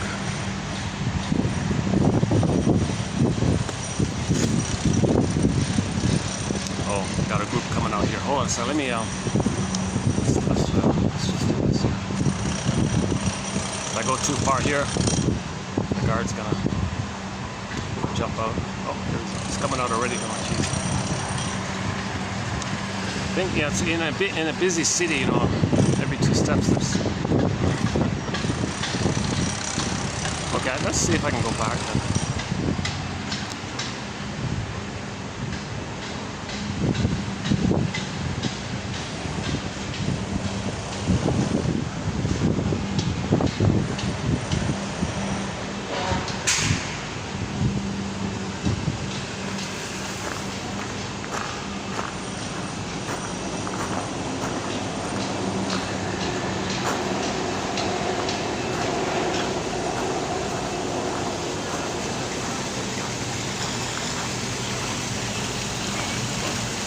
You two look very, very beautiful.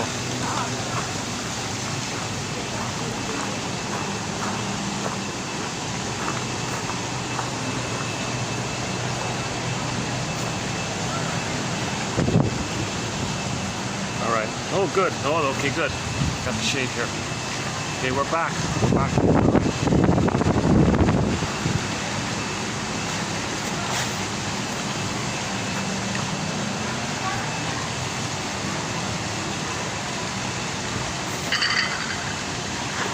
Yeah? Got the fan? Got the breeze? No? Hold on, one more.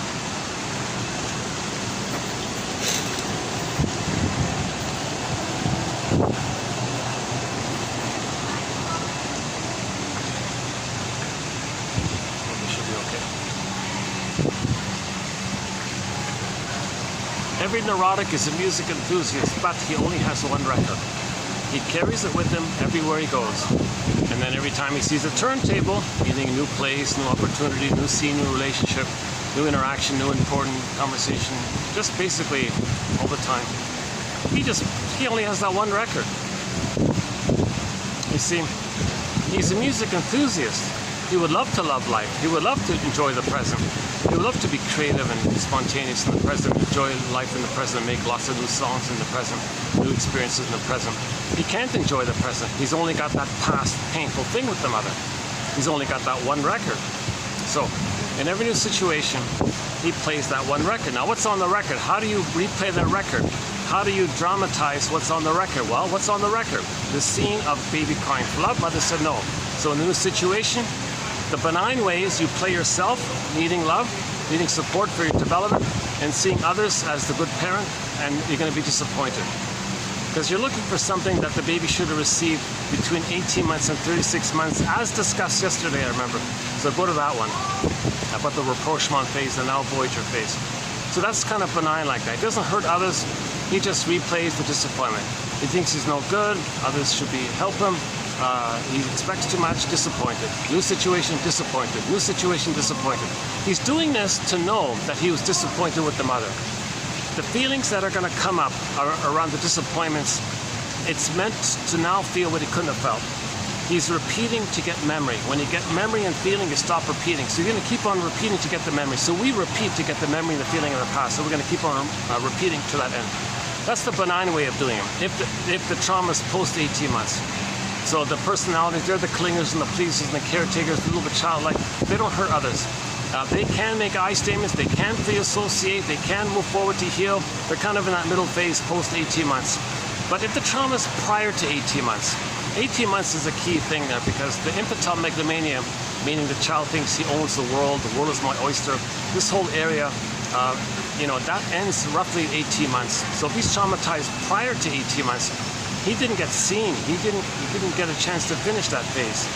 So his soul is very wounded like that. He'll project it on others, say they're no good. He'll take refuge in the time in the uterus when he was on the throne. Okay, so that's the dream of Riley. The teeth is going back like that, where he's a little king on the throne.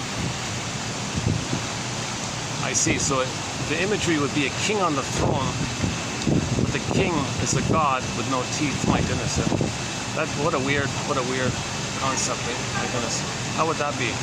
If the baby in the uterus thinks he's a god, and you were to draw a picture of that impression that he has of himself, you see, it wouldn't be, it would be this spacey kind of energy kind of thing. It wouldn't be like a person kind of thing with teeth. That's why the teeth fall out. It's something more archaic or something more before the human development, like what's prior to human development, something that earlier kind of area.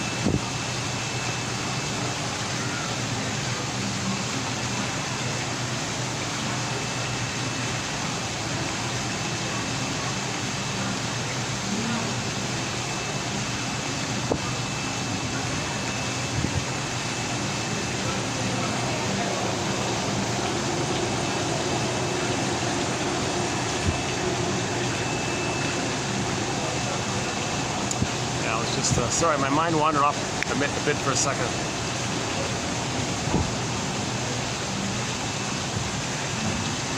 It's too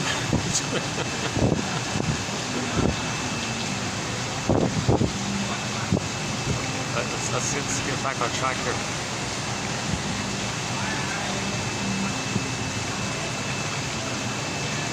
So in baby development, in childhood development, in personhood development, the child goes through these various phases.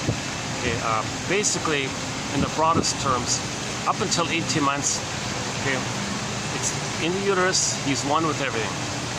In the extended social womb, that continues. It's just the land version of it all. So he thinks the mother's him, a part of him. The mother's power is his power, infantile megalomania.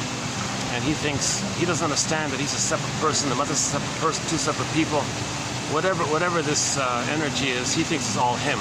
So he thinks he's a god, a little king like that. Not understanding the power of the mother's taking care of him, he thinks he's taking care of himself. So he's autocratic like that, he's self-sufficient like that, he's a little god like that, doesn't need anybody. So he's an infantile megalomania. He can do it all himself, doesn't need people, he's a little god. Gods don't need people, he thinks he's a little god. So he's kind of in that kind of arrogant kind of area. Now this gradually, slowly begins to dissipate when he hatches out of the egg. So the first 4 to 5 months is like a psychological egg, mother infant dual unity, and a continuation of the uterus time. Just flip on the land. He needs an extra time like that.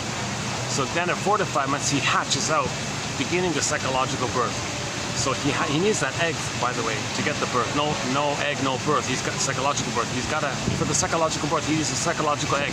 The psychological egg is the extended paradise, a continuation of what he had with the mother in the oneness, in the uterus. That oneness continues in the form of mother's loving arms, safe rhythm of safety in her arms. Child is safe in her bosom. Okay, he's nursing properly. The flow is there. The milk is smooth and flows, all according to babies. No interruptions, no confusion like that. It's a natural feeding, of course. Loving gaze by the mother's eyes, and skin-to-skin contact, and the smells and the hormones and the bonding and the attachment. It's all one like that. Then at 4 to 5 months, he feels safe enough. He feels safe enough, receiving enough love, internalizing enough love for his identity, for the acceptance of identity, as if to say, mother said, you can be yourself. I can be myself. Yes, you can be yourself. All right, thanks, Mom. Crack out. He hatches out of that invisible egg. Now he's going to gradually begin the process of transferring the mother onto the world. Then he says, the world is my oyster. The world is my mother, basically. And so he's starting that process, but he hasn't. And it's mainly resolved at 18 months. If the trauma is prior to 18 months, what does he do? In a desperate panic, okay, his beingness is shame, self-subjected, sees others as no good. He identifies with the mother to not feel the pain of mother hurting him. If he's the mother who hurts himself, he can manage it that way. I'm not going to let mother hurt me. I'll be the mother who hurts me. He's trying to buffer like that. He's anticipating in advance mother hurting. No, I'm going to be the mother who hurts me. It feels important like that. Now wait a minute, he's hurting himself now. Okay, well that's fine. I'll just find proxies to play me. I'll hurt them. That'll distract me hurting myself.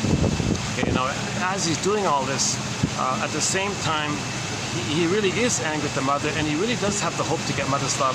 So the one he just shamed, who played him, he flip-flops. Now he sees the proxy as his mother.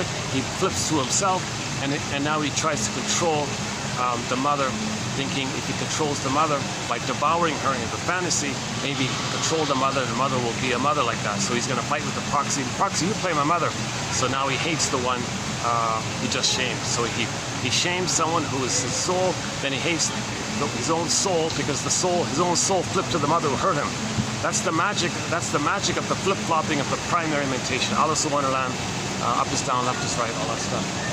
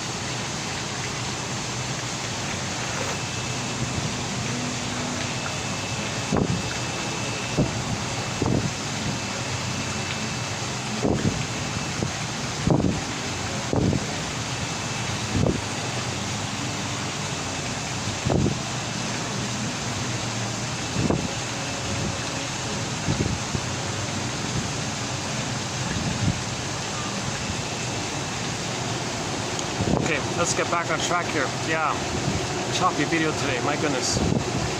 Today is one of the more sloppier videos. I've had some good, decent, more mature adult-like videos recently. For the past week, it's been a little choppy like this, so I gotta. It kind of circles around. I do some more mature videos. I do some more childlike videos. And then I do more mature videos. So-called child ego state, adult ego state. I don't know. It kind of seems to go around a bit. Depends. Hold a second.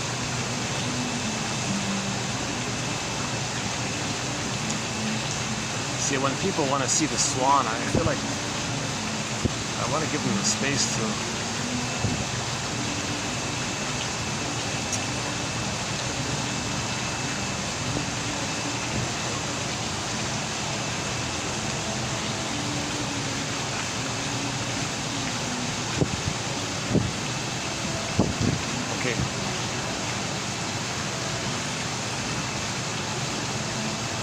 Oh, looks like I'm gonna get somebody's camera here.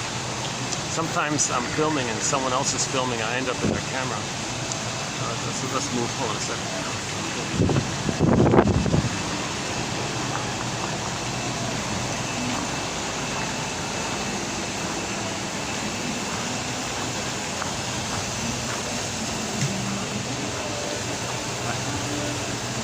It's okay if I go up for a little bit? Yeah, great, thanks.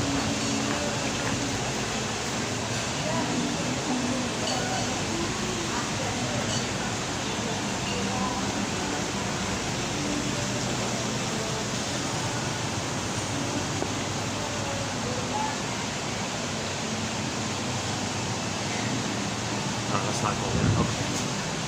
This is the best, best.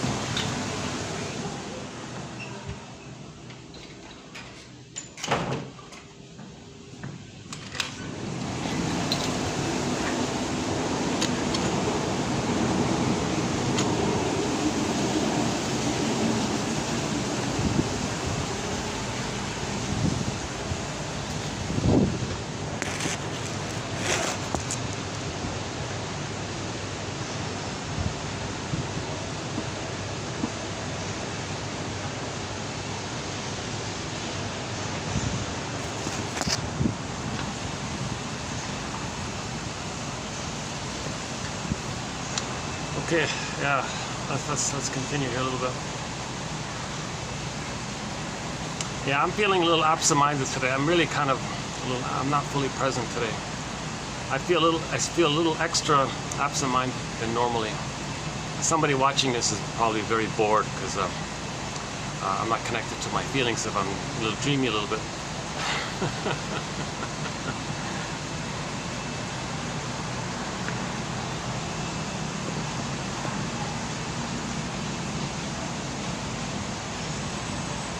So if the trauma is before 18 months, okay, if the child does some very desperate measures in the mind, he pays a huge price. His soul he'll reject. He'll see it into others and reject it in others. To have the bond to the mother, because the mother hurt him, he's got to have a mother, so he is the mother. So he never knows himself. So he rejects the quote-unquote human side of being human. He rejects the feeling self-life. He rejects the golden ball, his uniqueness, trust, empathy, reparation, the feeling life. So a lot of that stuff like empathy and reparation and being an elder late in life and being able to mourn and have pleasure, the constant creativity and pleasure, and having many songs like that in the present, not just sadistic replays of the past and this pyrrhic victory that you're now the mother, you're not yourself. I'm the mother, not myself. Oh my God, what a perverse thing to do, right? People call it psychic incest. This is sick. It's a sign of trauma that the baby has to make that sacrifice. There's a self-help book entitled, "Mother, do I have to give up me to have a connection with you? Is that the deal here?" It's as if the mother says, "Sorry, baby, I can't see you in the present. I'm still living in my past. I'm going to cast you in the role of me of the past. I'm going to play your grandmother. I'm going to replay what happened to me. Mother, no, I'm not my grandmother. I'm your baby who needs your love. I can't see the present, baby. I only emotionally, I can't live in the present properly. I got to live in the past. I got to replay my past. So you're going to play me. I play the mother. Okay, mother shame me. You're me. I shame you because you're playing me and I play the mother. Now I am angry at my mother for this. So now you're going to play my mother, I'm going to play me, and I'm angry at you because you're playing my mother. Mother, what are you doing to me here? Jeepers. I'm neither you nor your mother back then. Baby, I got to replay my past. So I need you to stand in first for me and then for my mother. And I got to engage in this battle with the mother. So finally, you see, the people doing this are meant to observe that there was a battle with the mother. There was a struggle with the mother, but it's repressed. They bring it up and relive it in the present to know the past, to feel the past, then they can stop repeating. Okay? Again, Mr. Freud, memory, repeating, working through. We repeat because we don't remember. When we can make the inference and remember, we stop repeating. The baby says, Mother, could you stop repeating? Well, baby, how am I going to stop repeating if I don't remember? I got to recreate it. So, well, hurry up and remember, please, so you can stop repeating. So mothers are meant to observe, all of us are meant to observe ourselves as mirage replays of the past so we can know the actual past. So all these quotes are in that area. Now I'm going to read a very good quote by Miss Dayton, not Tina, Tian for Pete's sakes, Tian Dayton. I just rediscovered her this morning. She wrote 15 self-help books, and I managed to see that clip of hers about the transference. So I want to get the rest of her book, because I think by the looks of it, she really improved with age.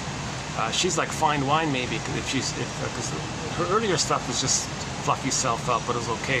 But this clip of hers, this recent material of hers, 2023, I think, about relational trauma, healing relational trauma, something like that. So I want to, it might be worth actually finally buying that book. Yeah. So it's awfully pricey to buy these books.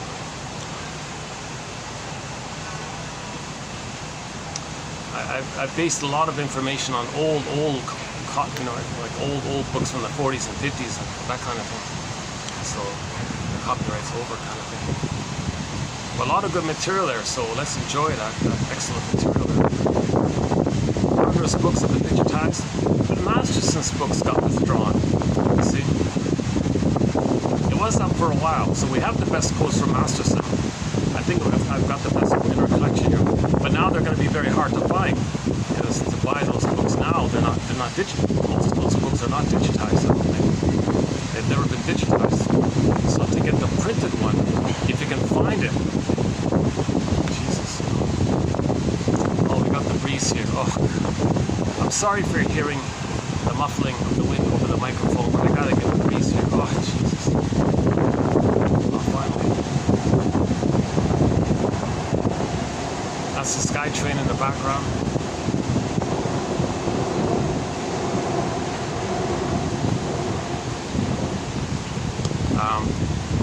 Sometimes you see an ad for the film inside of it too on the Sky Train.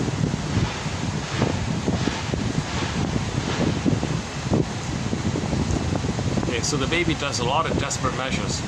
Okay, so he makes that deal, right, where he becomes the mother. Now, who's the mother to him? To him, the mother's not a human anymore. The mother is this image he made that he created out of his feelings. So out of his feelings, he created an image of a monster. Someone who takes away his live. Okay? That's the devil. So he makes a deal with the devil. Meaning. Simply meaning. The baby was born to live. L-I-V-E. Spell it. L-I-V-E. Mother robbed him. Froze him. He became her. That's like a set thing like that, right? But it's going to loop around in him. He's going to repeat it. So he'll deny other people's L-I-V-E again and again and again and again and again. So look, this guy, why is he so evil? E-V-I-L is the reverse of L-I-V-E. Mother robbed him of the L-I-V-E, got frozen, identifies with her, and robs in others. So he made a deal with her because he identified with her. He sees her as the guy with the horns. One who is E-V-I-L, robs the child's original L-I-V-E. That's all it means. Okay? So why does the baby think his mother is the devil? Like, holy crap, like, whoa. Like, wow, that's an exaggeration. Again, Alice in Wonderland. Okay, it's mad in there. It's mad in that unconscious world. It's myths and fairy tales. It's gods and demons like this, sea monsters and things. Okay? So the theory about this is that the baby's going to project his rage and oral greed onto the concept of the mother and morph the image of the mother into something that reflects his rage and oral greed, and then it morphs into a sea monster, a cyclops, guy with the horns. My working hypothesis about the horns part is, you take the breast image. The baby's enraged, the breast image is enraged. That's the mother. The first mother's the breast, part of the mother. The baby's relating mainly to the breast mother. He thinks the breast is mainly the mother. Actually, he thinks the nipple and the breast nipple together like that. Maybe the one eye, the cyclops, like either one. Okay, anyways, let's not worry too much about that part. Although the smoking, okay, anyways, just take a breast image. The child has some sense of some blurred round thing, I guess. Now he's enraged. This blurred round thing's enraged. He's in the oral phase. He's enraged. He wants to take in this blurred round thing that's enraged. Wants to take him in. Now he's got the cyclops. Now he's got the boar queen. Okay, in White Bear King Valamont, the boar queen. Okay, sees the men, whoops, gobbles them up, one scoop, and then plucks and uses the fellow's bones as toothpicks. That's the rage of the oral greed that the baby feels. That's a symbol. It's not real. Symbols are not real. but symbols point to something invisible that's real. The invisible that's real is the baby felt enraged and he had oral greed. The symbol points to this invisible.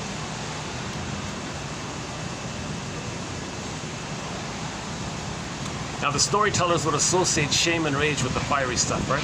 So when this cord got pulled down, okay, the rejection of the baby's identity, the emotion is shame. Shame is the burning, biting feeling. So when storytellers talk about hell, okay, that's code for a symbol. Hell is a symbol. It's not real. Symbols are not real. Hell is a symbol for something that's invisible but emotionally real or invisibly real. Okay? Inside it's real that the baby felt this burning, biting feeling called shame. Shame is the emotion associated with the rejection of the child's authentic identity. Baby felt shamed, rejected. What's wrong? Am I not good enough for your mother? Why are you loving me? You're rejecting me. Didn't you want me? You feel shame. Using me, you're thingifying me. Don't you see me and respect me as a baby? I'm a human being, mother. Please read the book Babies Are Human Beings, Mother. Please read Gilbrand's poem about babies, life of babies, and please read Virginia Satir's poem. Please read Og Mandino's poem, Nature's Greatest Man. I'm a human being, Mother. So a mother doesn't get that, okay, gaslights that, and the baby felt shame. His identity is shame. The emotion is shame, a burning, biting feeling. So how do we create a symbol for this burning, biting feeling within? So the symbol the storytellers came up with way back then, is the hell thing. Okay, so hell is a metaphor or a symbol for the emotion of shame. Shame is on the inside. Shame is on the inside. Okay? Hell just points to this inside thing. It's not literal, concretely real on the outside. It's just a picture, like a piece of paint, like an artwork. Okay? Like a piece of artwork to describe the emotion of shame. Okay? Sometimes art just displays your emotions. So.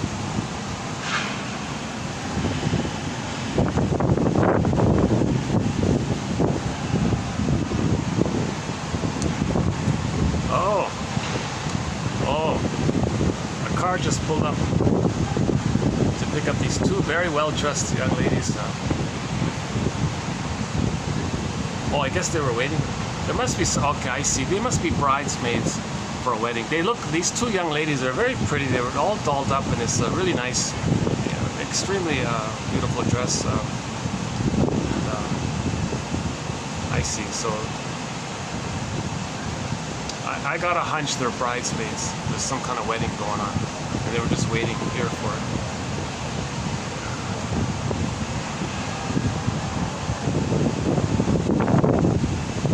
They're both wearing the same outfit, right? So one wasn't the bride, and the other was the best woman, or the maid of honor.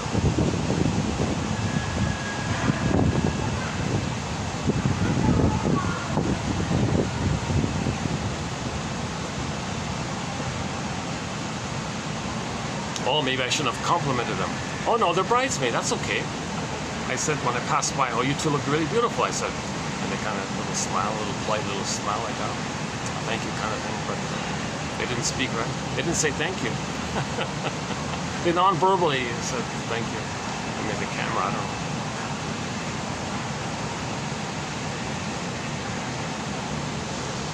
No, I'm pretty sure they're not a couple. Yeah, okay.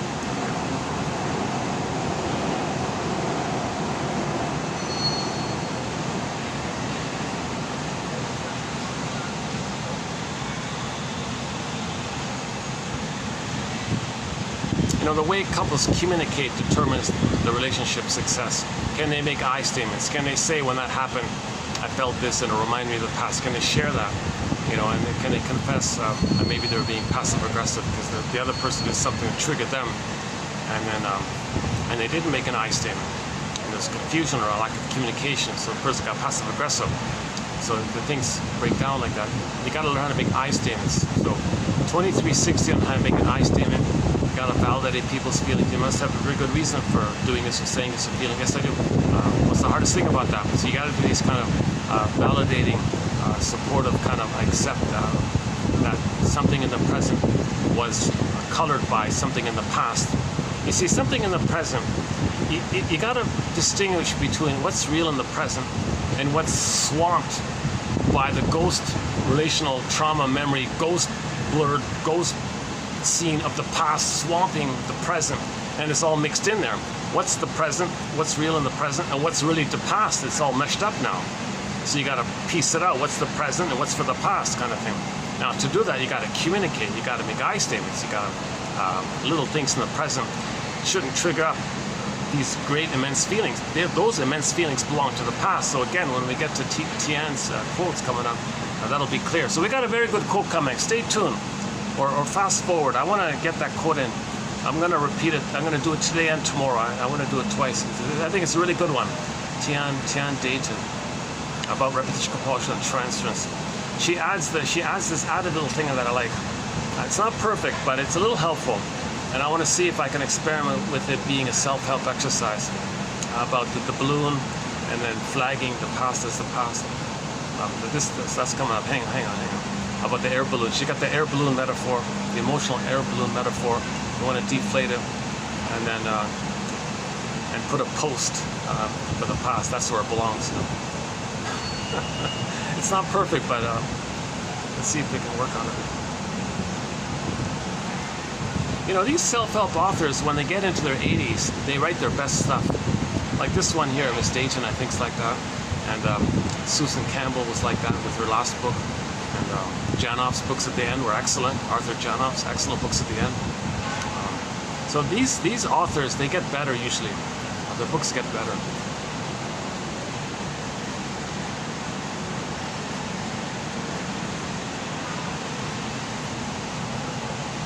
Eric Berne, what about Eric Berne? Yeah, not so much of Eric Berne, but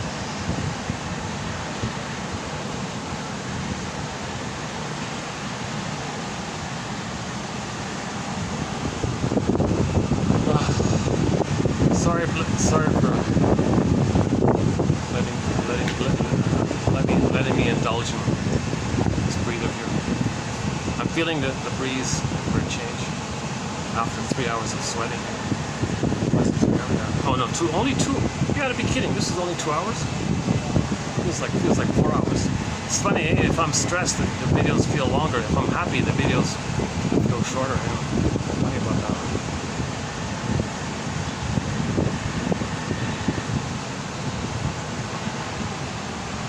So if the trauma is before 18 months, the child does some very desperate defense mechanisms. Again, he's in defensive mode, right? Mother's a monster, he's got to protect himself, hence the idea of being defensive. Defense mechanisms operate things in the mind that he does to make him unaware of the pain, deny that the mother's a monster. Okay. But unknowingly repeating it either in a positive way to remember or in a defensive way to not remember. See, one thing about the repetition compulsion is sometimes it's considered as a defense to not remember. So if you don't want to remember, just repeat it.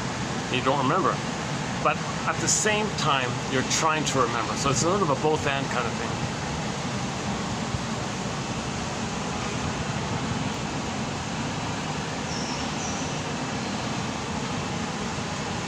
Okay, so the baby identifies with the aggressor. That's making the deal like that. That's why he feels so powerful. He's the aggressor, right? He's got mother's power. He is the mother. He's he's a little god, and the mother's a bigger god. And he's the bigger god. He feels all this power of being the mother. And then he lives forever. He's immortal. The gods are immortal, right? That means timeless. In that brain, in a survival brain, there's no time.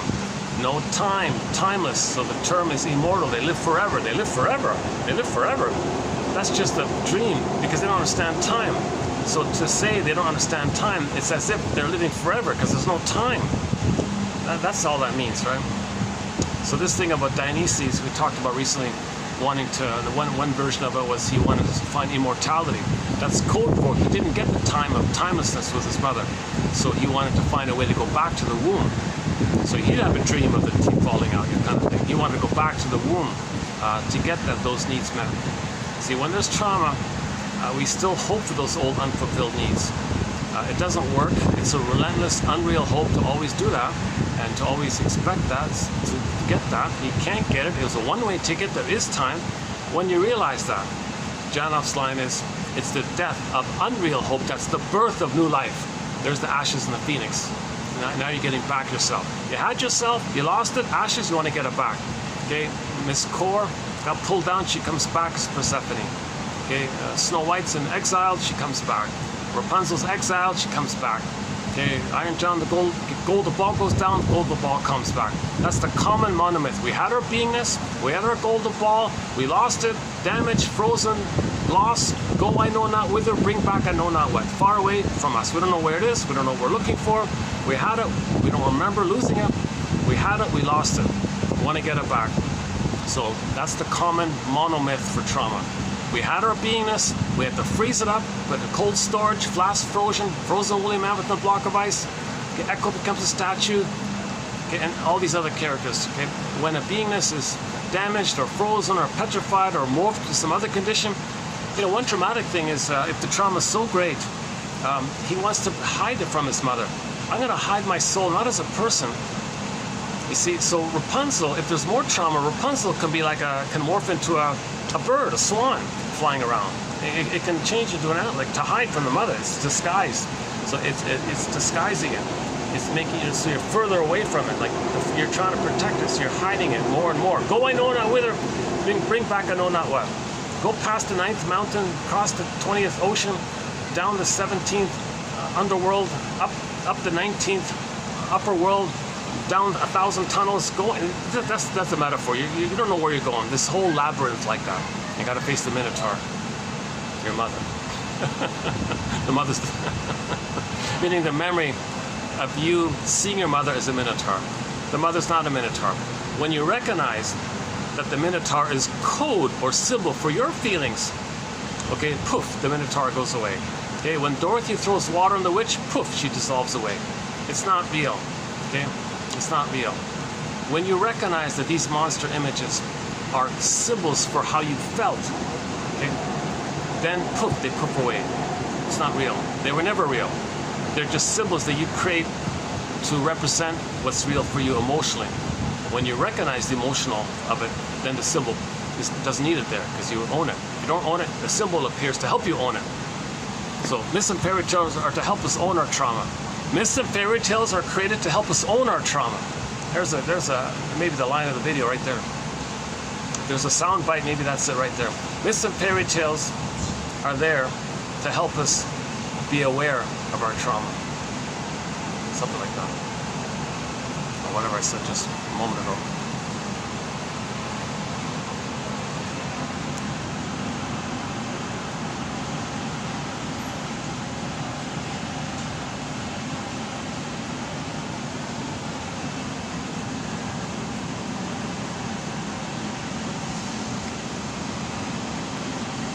Yeah, interesting story about that tree. The real love of nature here is that when that tree tipped over on the roof like that, the staff, the manager and all that, the owner and all that said, "Oh, we're gonna save it. We're gonna protect it. We'll save it somehow." And sure enough, they managed to save the tree. And now it's starting to look. 2 months later, it's already growing some. It's already growing some new branches. They propped it up. That was a month ago. That was a big old tree here. A windstorm came along. I was here when it happened. Actually, I was just sitting over there. I was sitting on the other side. I heard this kaplunk. All the staff were running. I ignored it, and then I realized, oh my God, that tree fell on this roof here. See, now they got a new roof here, right? So they were very. I was thinking, oh gee, just pull the tree away. Oh no, we're gonna save the tree. That's a nice big old tree. We love that tree. Yeah, but it broke your roof. Oh no, but it's the tree. We love the tree. I want to save the tree.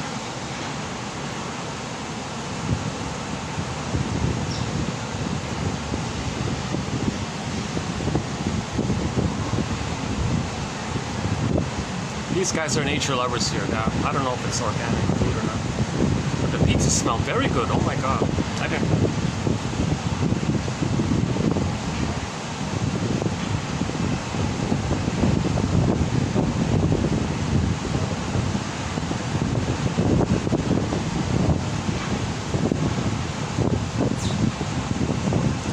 They must be using some good, either homemade sauce or good sauce.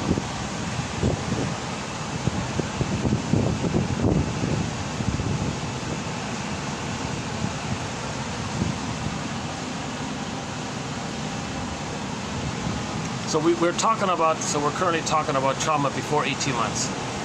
Okay, so the baby does these gymnastics in the mind to get him away of the pain of it all. So he identifies the aggressor, finds proxies to play his soul, to shame it, to have a mother, and then he flips the proxy to his mother, and he's angry at his mother because he still has the hope to get mother's love. So really, in the present, you shame someone who's innocent because they were your soul, and then you see them as your mother, and you think that person is gonna somehow pick up the phone. Hello, who are you? Well, I'm being seen as you. Were you the mother of this person? Who are you talking? You're talking to ghosts. I think the message is you didn't love this person, and this person wants me to be you, and invented a time machine to take the two of us back to the past to give you the love that you didn't give. Could you please, could you do that? Could you invent a time machine, take this person who's your son or child, daughter, to the past, change your ways, provide a proper memory. Okay, we're not making sense here. There are no time machines like that. But the person replays it to make the inference that he's seeing in dramatic form what had happened in the past, to know what happened in the past, to move towards abreaction, i.e. memory and feeling, later release like that, then you stop repeating.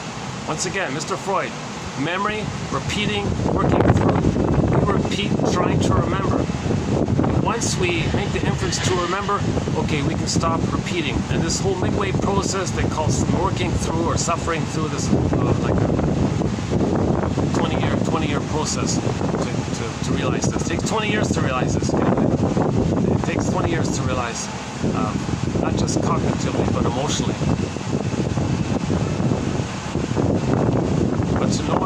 But to know it emotionally, you need to carry witness. You need to get the reaction.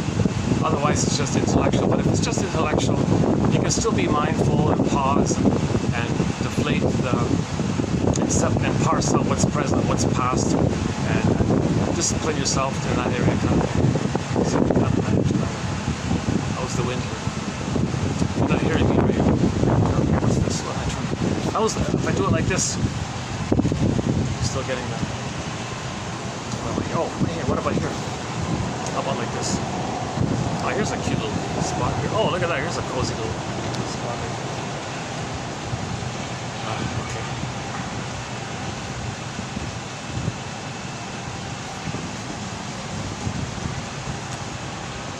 Where are we? Can I do this? Okay, let's try this.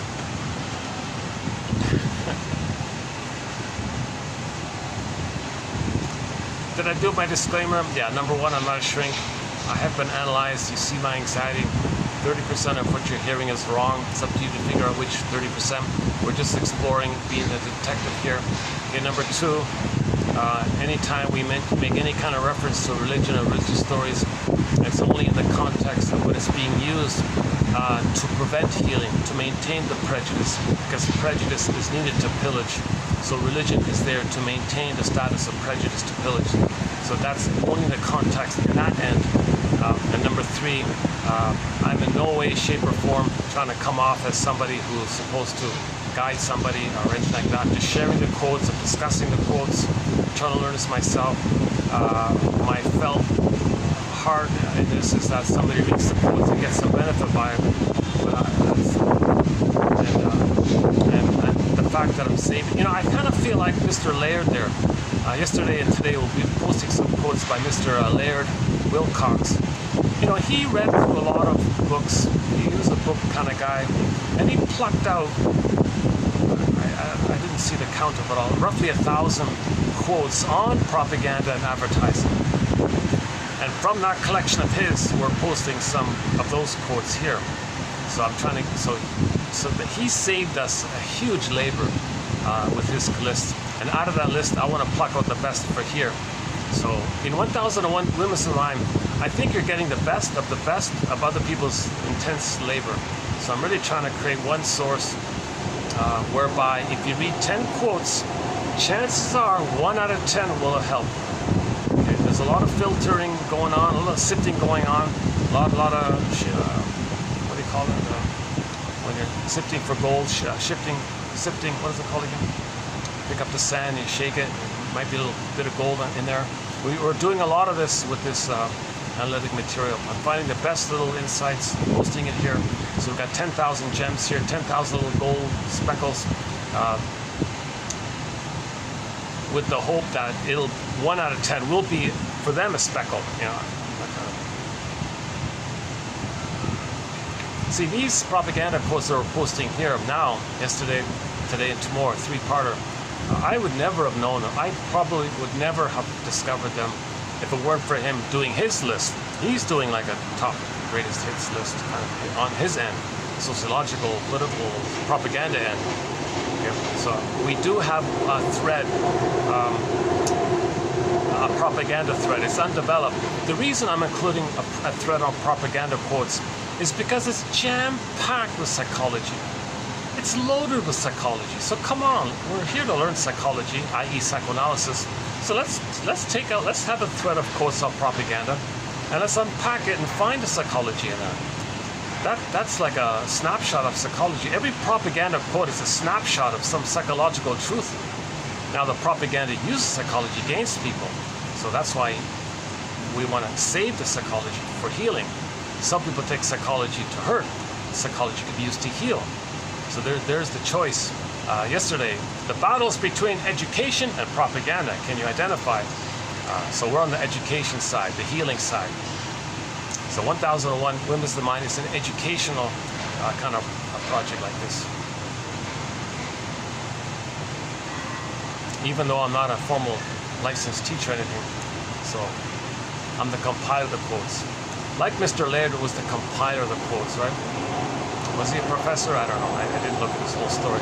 And it's all for free. You can go to his website, davidwilcox.com, and most of his quotes collections are available for free. Passed away less than a year ago. Passed away just a half a year ago, or 2023 sometime. He just passed away in his 80s like that. And he left his website for humanity.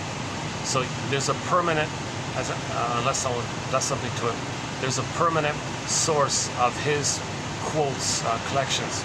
He's got like a set on propaganda, a set on, you know, like history, a set on, you know, dictator, a set on politics, and a set on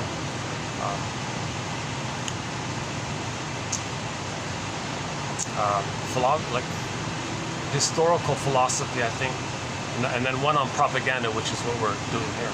So yesterday we posted some, today we'll post some, and tomorrow we'll post the last, and I'm going to take a break after that. Although there's more, I'll come back to it in the future. It's boring stuff, you know, to read this kind of thing. We know it already. It's the symptom. We know the problem. So I want to focus on the healing energy of it all. So that's why I want to focus on Miss Dayton's material today and tomorrow. Although we'll include the propaganda quotes, it's just a portion of it. The meat of it all is how do we heal this symptom of propaganda. It's a sign of trauma. If somebody takes knowledge to use it against you, that's obviously a sign of trauma. So the propaganda slogans are code for trauma. Well, let's back up here and let's study trauma. Let's analyze trauma. Let's understand trauma. So Miss Dayton has a good quote, like I said, which we'll read now and tomorrow. On it. I'm sweating here already. Let's go back to the fan.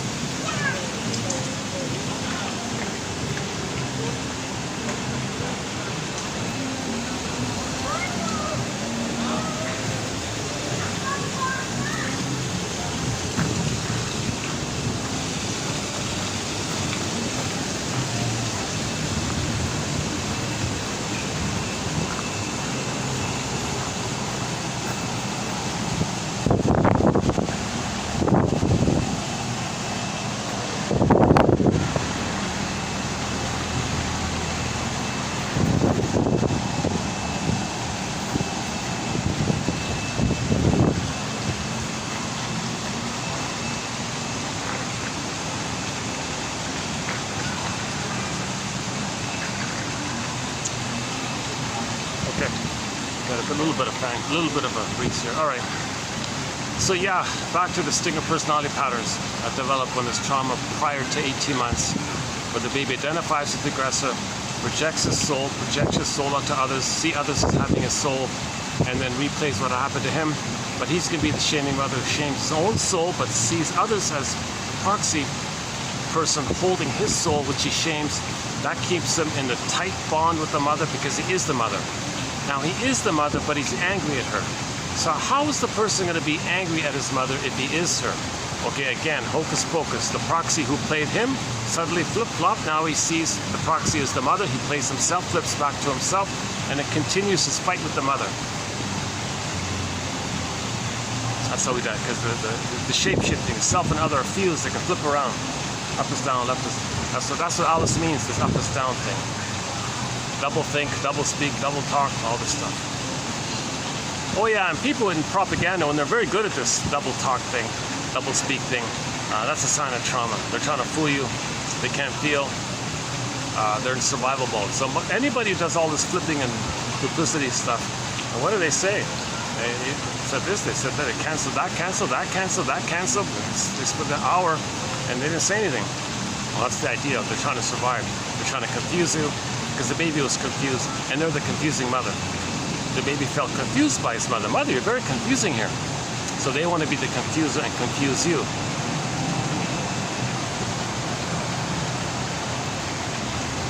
So yes, Burglar says that all these people on Madison Avenue, they have this intuition because they got that trauma in that area. So they're making a living out of the perverse pleasure of fooling people in their advertising and propaganda, obviously. The first quote today said, the first quote here is, what is it? Today's batch, what is it? Hang on, where is it? The first quote today, give me the writing of a nation's advertising and propaganda, and I care not who governs its politics. That's the power of advertising and propaganda, right? So he's the invisible puppet master writing the scripts, and everyone else just reads the teleprompter. He doesn't care who reads the teleprompter. Just put a pretty face, reads the teleprompter, he doesn't care. It's the person who writes the scripts that has the power. He doesn't care about the pretty face reading the teleprompter, right? Give me the writing of a nation's propaganda and advertising, and I care not who reads the teleprompter. Or paraphrases the teleprompter or whatever. Or puts the teleprompter in his own words. He doesn't care about that part. Yeah, that's coming up. That's coming up. Hang in there. Actually, that's tomorrow's one. Yeah, that's tomorrow's.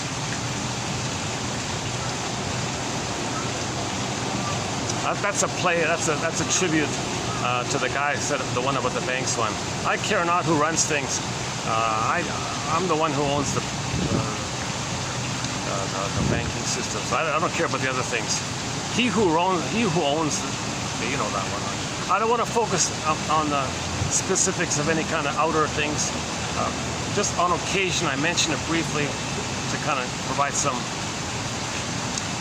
appreciation of as above, so below, inside out.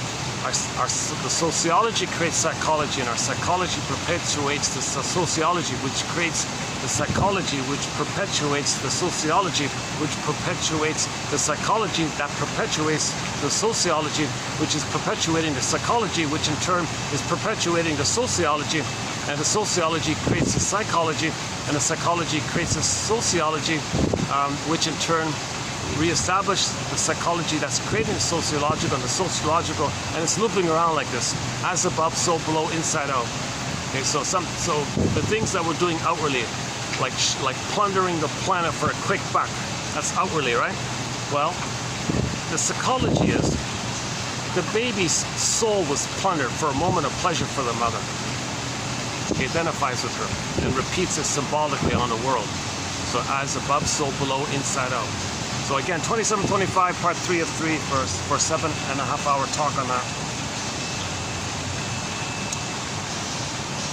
What are we doing here? I'm feeling feeling a little peculiar. The famous song, What's Up, right? I'm feeling a little peculiar.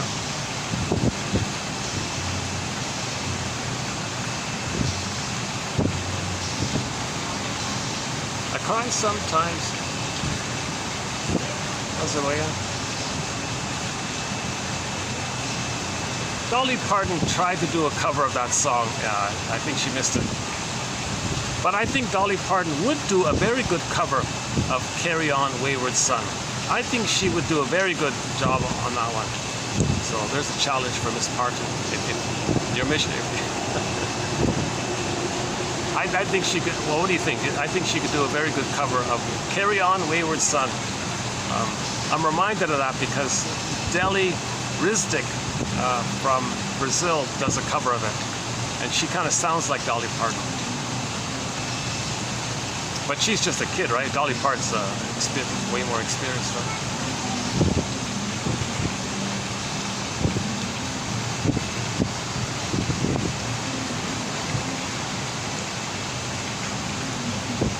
Okay, so back to the stingers. So we mentioned already identification of the aggressor.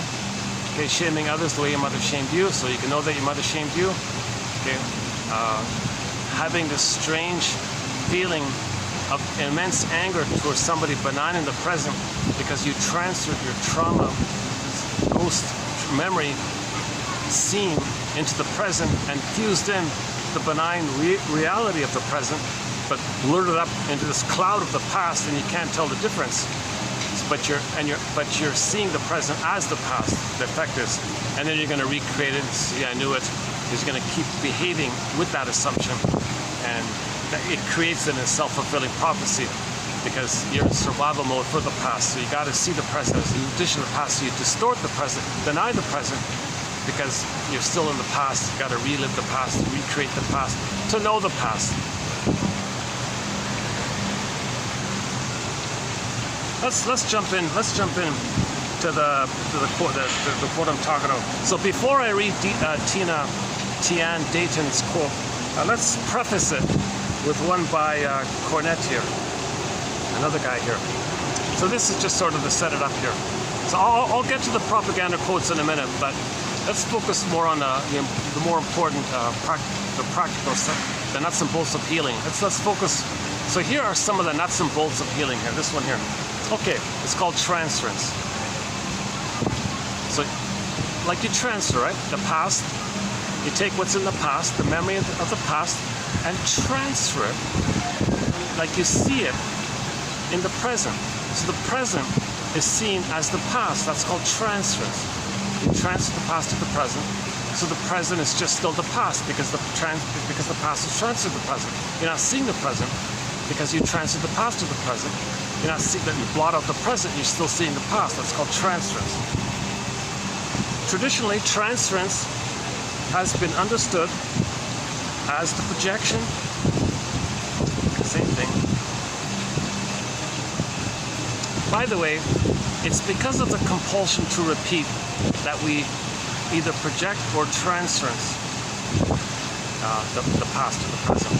The compulsion to repeat makes us transfer or project the past to the present. Transfer or project the past to the present. Like a projection machine. It's there, but if you see it there, you transfer the past to the present, project the past to the present. It's because of the compulsion to repeat. That's what's making the transference. We got to repeat it. Okay, traditionally transference has been understood as the projection of unresolved family patterns onto the person in the present. For example, the client, the therapist, let's say. This projection distorts the relationship between the therapist and the client. Ostensibly, this distortion parallels distortions present in other relationships. So he does it routinely. He's going to repeat it with the person in the present. He does it with everybody, basically. Generally speaking, it's a pattern. And you see a sample of the pattern with the person in the present. So he has a pattern, he does it all the time. He learned it in the past, and you see a live example of it between the client and the therapist. So the therapist sees the transference and makes the inference that that's a general, that he does it with everybody, basically. By helping the client understand these distortions, the therapist helps the client see the dysfunctional patterns that interfere in relationships. So of course it's going to interfere with normal relating in the present. If you don't see the person in the present for who they are in the present, and you see them as the abusive mother in the past, of course it's going to distort the relationship.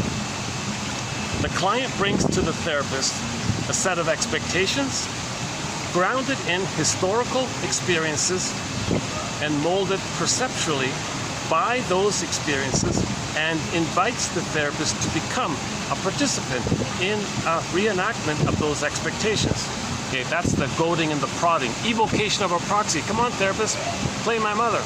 I'm going to play me, I'm going to fight with you. I'm going to fight my mother. No, therapist, now play me. I'm the mother. I'm going to treat you the way my mother treated me. So you play me, I'll play the mother.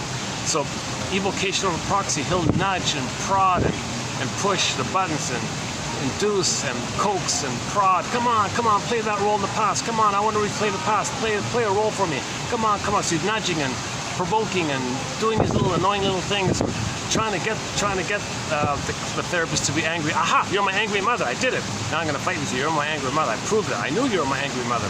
So he first wants to provoke the therapist to show some displeasure. Aha, you're my angry mother. So he wants to recreate the past. So in the process to get there, he wants to prod, nudge, expect. It puts some pressure and a pull, because he's going to look for his vulnerable spots and pour salt on his wounds. He'll push his buttons. He'll do things that are annoying him. So that's the agenda, to recreate the past, to find some excuse to recreate the past in the present. So the therapist notices this. Aha. So this is called transference. While the therapist invariably becomes a part of such a reenactment, the purpose is to help the client, help this poor person, help the client consciously understand, help the projector consciously understand the origins, when it began, so-called genetic, like when it began, the sort of psychologically genetic, not biologically, they have psychologically genetic, confusing term, just the origins, to understand the origins of these pasts. Where did he learn it? Where did he learn it? Where and when? The origin. He learned it back then, which then offers some freedom to choose other interactional patterns. Okay, that's just the setup. Now let's go to the staging here. I think she did a very good job here. Okay, that's just the intro. Here we go. Fasten your seatbelt. Here's the most important part of this video right here. Okay, if you go to 2870, you'll see it there in the second half. Yeah, second half, 2870, the main one there. Okay, relational trauma. Interpersonal trauma, attachment trauma, relational trauma. Mother-baby relationship, interpersonal, relational. It's a relationship trauma. So there's a difference between like a situational shock trauma, earthquake trauma, versus a dynamic with the mother where she's constantly hurting the baby again and again and again, gaslighting, double binding, misattuned, malattuned, shaming again, and it's a strain. It's a relational trauma. It's like bit by bit, over time. There's no one big dramatic thing. It's just a little thing over again and again and again. That's called a relational trauma. It ends up as a trauma. It's called developmental trauma, relational trauma. It's all the same. Attachment trauma, relational trauma. Developmental trauma, interpersonal trauma, tends to sear, there's that word sear, particular behavioral dynamics into place in the brain if it remains unprocessed and unconscious, and can create in us a compulsion to continually recreate and repeat the same relational dynamics that originally caused us pain and left us feeling helpless, enraged, or numb.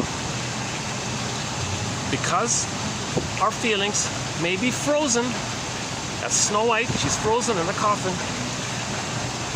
Because our feelings, emotional hypothermia, emotional catatonia, here the jargon is athymolexia, a Greek word meaning no feelings for your words, because your feelings are frozen and split off, far away. Okay, that's the frozen woolly mammoth image. It's far away. Because our feelings may be frozen, okay, flash frozen, or split off from consciousness, that's exiled from your consciousness. That's your ability to know it. There's a gap there between you knowing it and you not knowing it, and your ability to know it. There's a huge gulf there, a huge gap there. That's called split off, like that. Okay, because our feelings may be frozen or split off from consciousness, they cannot tell us what's driving our behavior. So you're behaving it. You don't have your feelings,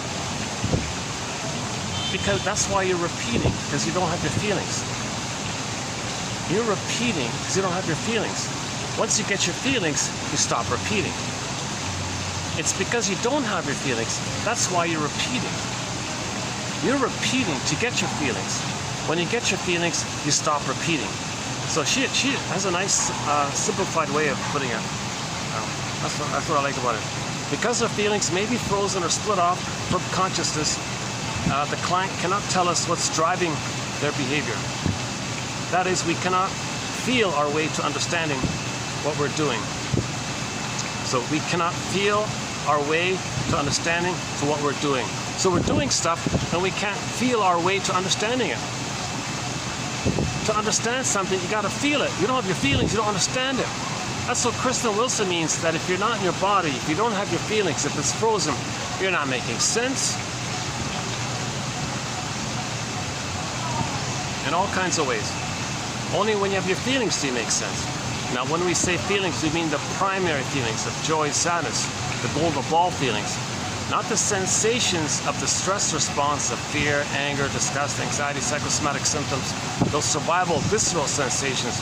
Although we do call them feelings and emotions, it's more physiological, neurochemical, hormonal, that kind of, and the language of it goes into your body: sweating, posture, anxious, manic, tense, hypertension, poor blood circulation, these kind of physiological kind of things.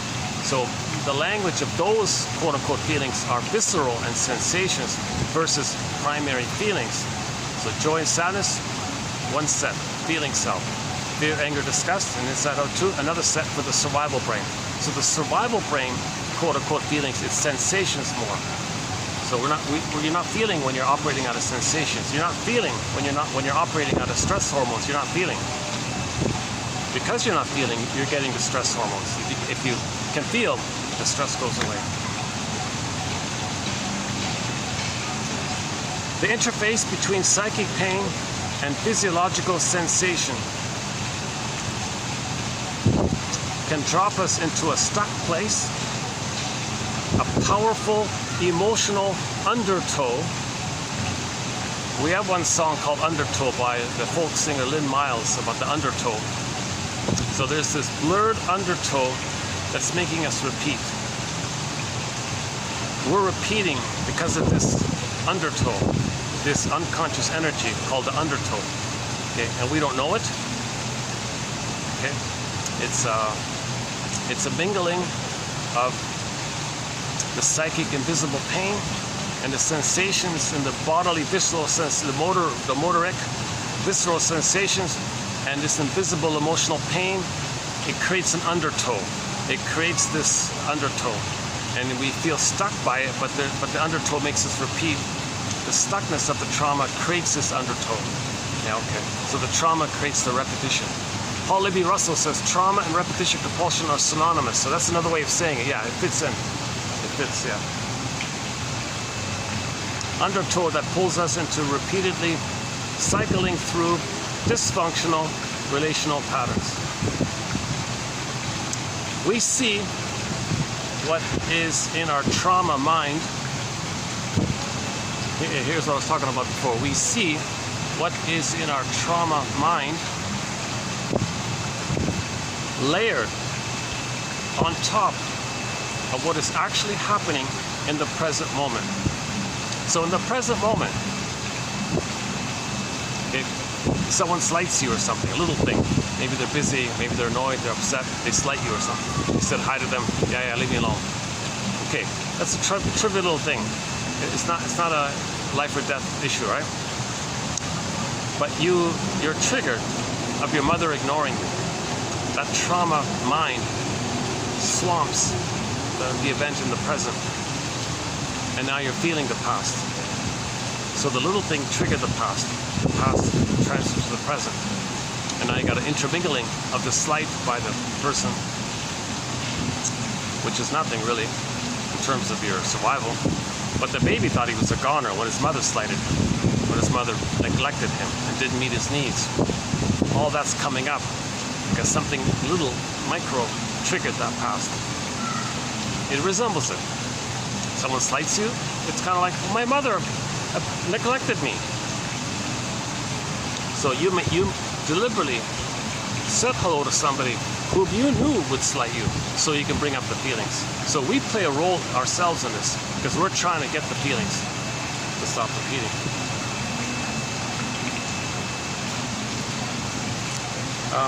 Okay, layered on top of what is actually happening in the present moment, we see what was mixed in with what is. Okay? We respond to today's relationship conflict as if yesterday were happening all over again. Reading today through the lens of yesterday, simultaneously anticipating and fiercely defending against a repeat of the rupture and shame we experienced then, until, in our relentless efforts to guard against the past repeating itself, we actually recreate it in the present.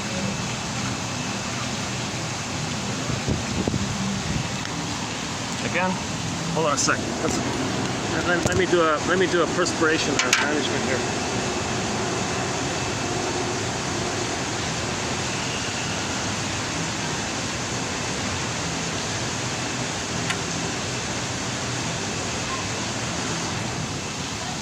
I think I partly missed part of that. Hold on a second.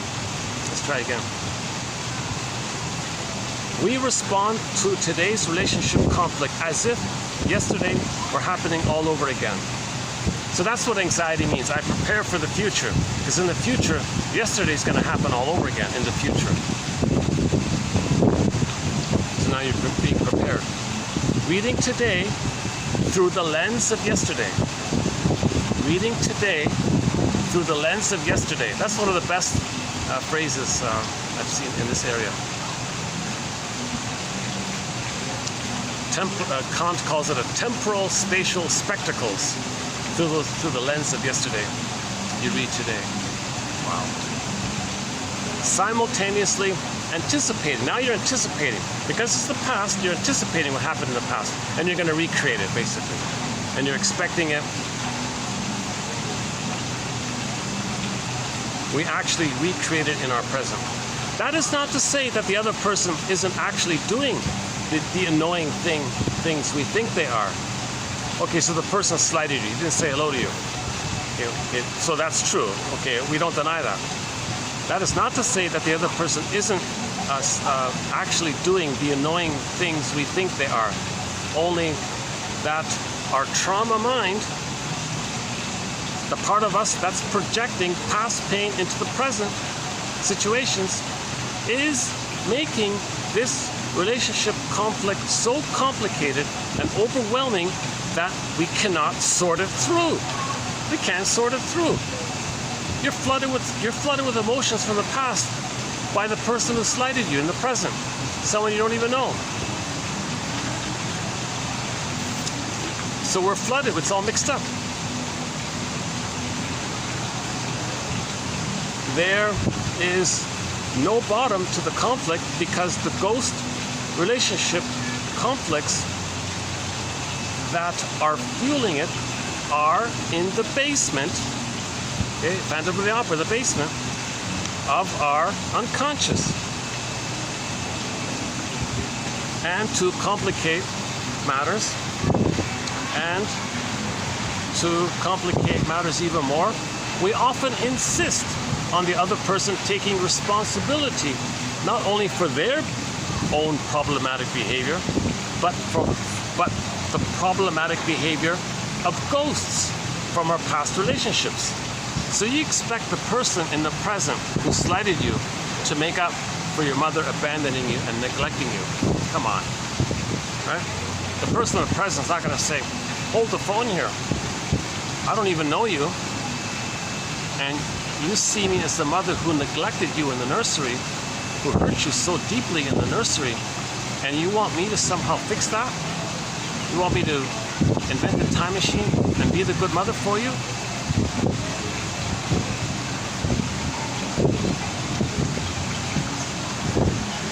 Okay, this is unconscious, i.e. we don't know that we don't know. That we see the other person clearly, and we are blind, or we don't know what? This is generally unconscious. That is, we don't know that we don't know. We see the other person clearly, and we are blind to what we're doing. Not clearly, eh? We don't know that we don't know. Oh, sorry. We see the other person clearly, and we're blind to what we're doing. Okay, yes, so materially, you can see the person clearly that they're in the present. You recognize they're just, somebody in your company who works in a different department, and you say hi to them, and you thought, and you clearly see that there's somebody in your company in a different department who you'd like to make an acquaintance with. So you said hi, and he snubbed you. So you clearly see that they're a person in the present materially, but your feelings are coming up from the past.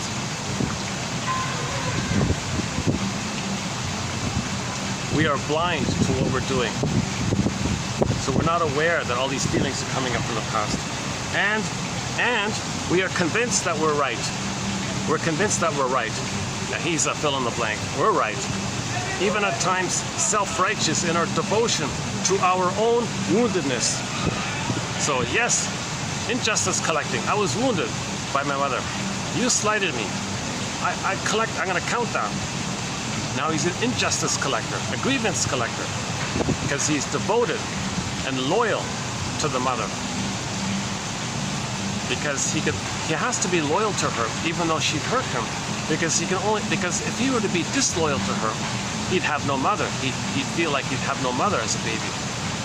That's called the Furies. He'd have to face the Furies now. That's what a baby would feel if you had no mother.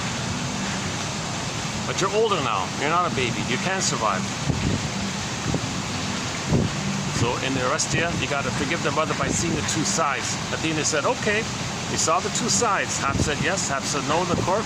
You're good, you got it. Bruce Springsteen, two sides. Okay. Independence Day, Toronto, Bruce Springsteen in the introduction there.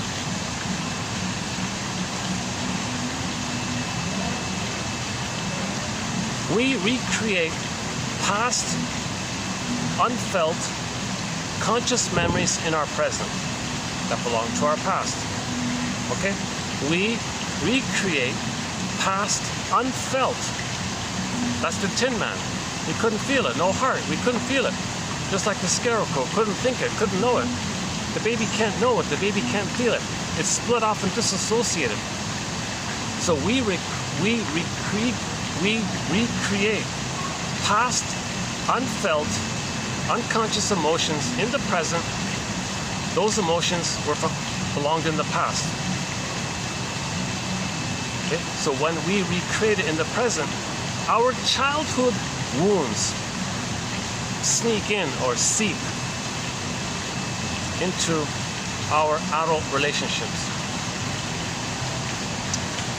What happened to trigger us indeed may be occurring. And he slighted you. Yes, he triggered you. He slighted you. Yes, we get it.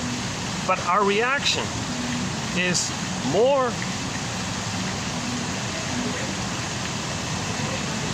than is appropriate to the situation in the present.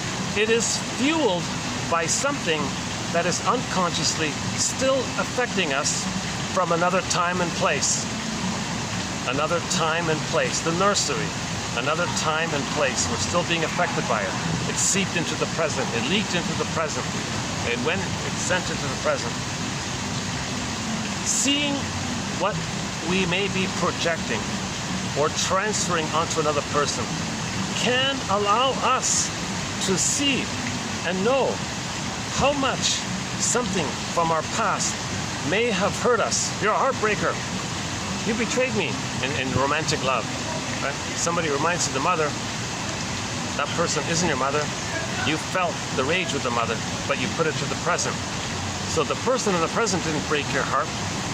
That pain, it's what you felt with the mother but forgot and couldn't know and couldn't feel. Now you're feeling it. You recreate to feel the past, so you know the past, so you can stop repeating.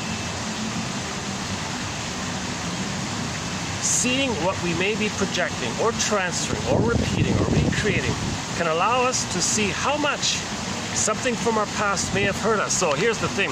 Now you're getting the truth of how hurt your mother hurt you, how badly your mother hurt you. Okay, when you're enraged at somebody in the present, now you're getting a sense of how badly your mother betrayed you and abused you. Mothers are abusing their babies big time. Many mothers are even abusing their babies when the baby's in the uterus.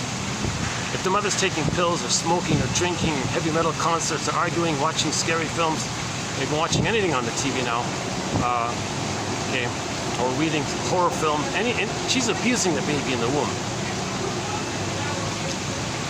The rough handling, the not feeding, rubber nipple, honey, rejecting, force feeding, scheduled, this is all abuse. So the baby's enraged by this stuff. It's quite shocking to realize the countless ways mothers are abusing their babies. Why? Because they're angry at their mother. And they transfer the mother to the baby and fight with the baby, thinking the baby's their mother. That's the power of the unconscious. And then the mother feels, baby, you don't like me. That's for the mother to know that she believed her mother didn't like her. The baby's saying, mother, what are you talking about? I'm not in a place, I'm here to receive your love. If I'm angry, it's because you hurt me. It doesn't mean I don't like you. I'm in pain because you didn't meet my needs and I thought I'm gonna die or something. It doesn't mean I hate you. I'm begging for your love. No, you hate me. You, whoa. The mother doing this, that's for her to know that she was in pain with her mother. Okay?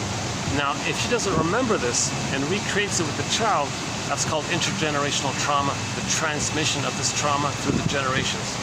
So that's why we need narrative medicine. Memory, repeating, and working through. So that's a good point there. Like unrequited love is a common one. Okay? If you're enraged at your girlfriend or something, okay, that immense burning feeling, that's what you really felt with the mother. Now you know the truth of how hurtful her behavior was to you, but you forgot it. You didn't remember it. You don't remember it. It's unconscious and it was unfelt. It's the unfelt known. It's the unthought known. Okay? So you recreate it. And the immense feelings you feel in the present, now you're getting the truth of how you really felt and tried to feel. Enter Dream Productions, Pete Doctor. He's going to show you in the dreams, people feeling now through the dreams and bring it up to your consciousness. I have a feeling in Dream Productions, Riley's going to wake up panting or something because she's trying to feel.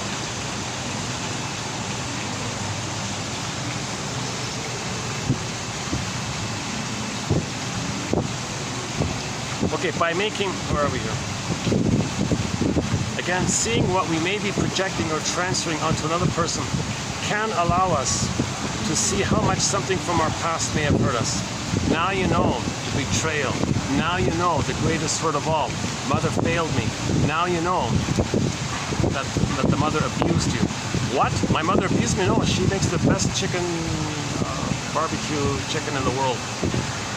Idealization, splitting, reaction formation. The truth is the opposite. You can't feel it, so you split it, deny it. Choose the opposite. Okay. So you pick up the phone. Mother, you really abused me. Why? Why didn't you love me? Why? Lasso of truth. Lasso of truth. Why? This is the lasso of truth.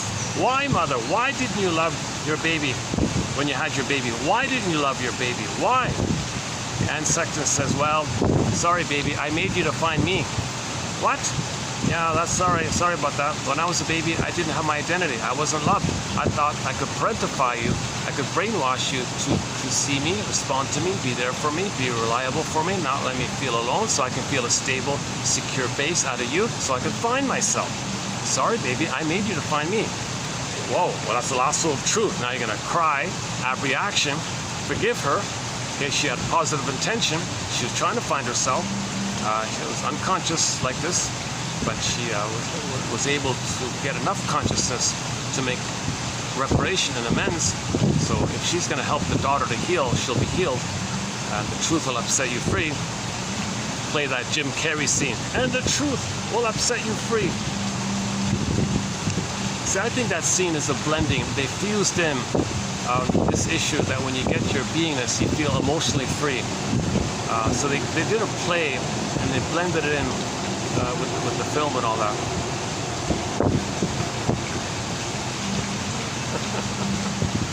So there's a double meaning to that scene, the truth will upset you. Look up Jim Cary, the scene, the truth will upset you free, the courtroom scene.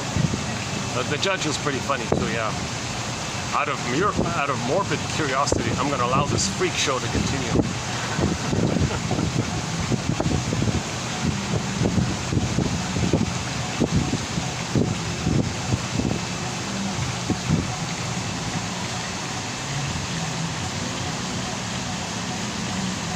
Yeah, if I could watch the whole film, maybe I'll do a review of it. Oh my God. I only saw a couple clips on YouTube. I wish it'd be easier to find these old films. My God. Who wants to buy the DVD and have it shipped here and all that? Jesus Christ. And you gotta buy a DVD player.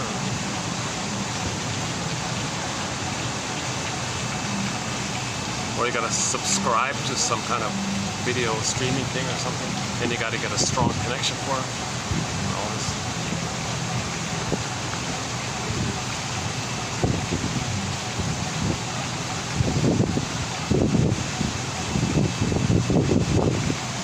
Okay, so again, seeing what we may be projecting or transferring onto another person can allow us to see how much something from our past may have hurt us, how we are recreating past pain in present day relationships. By making transferences conscious, we take some of the air out of the emotional balloon so it can float back towards ground. So the moment you recognize that all these emotions from the past, that balloon of the present can float down. And then you flip to the past, there's an anchor. What is it? Our transference can send up a red flag marking the spot of previous pain. They are indicators of where our unfinished business lies. Okay, so when the balloon flattens out, there's like a flag that points to the past pain, where the unfinished business is. Unfinished business. This relentless struggle, this relentless, unreal hope. Okay, the past, which we recreate in the present to know the past. Yeah, okay, I quite like this one here. So, however I read it, I highly recommend your mission, should you choose to accept it, is to go to 2870 and read this one by Dayton. Okay, and if you want it, plus I recommend today's one as a preview. The third, the one that begins traditionally, that one there, today's batch. Read those two. Your mission, should you choose to accept it. That's it. That's good enough. That's a good enough mission, should you choose to accept it, is to read those 2 quotes, today and tomorrow one. Now in terms of the propaganda material, I'm wondering, let's see, 5:11, it's getting dark here already, right? What's today? Today's Sunday, right? Actually, maybe, okay, tell you what, let's take a peek at another place. If it's empty, I'll continue there. If not, I'll shut it down for today and continue in a part 2 tomorrow. Or I just sort of zip through it and let you read it. Let's see.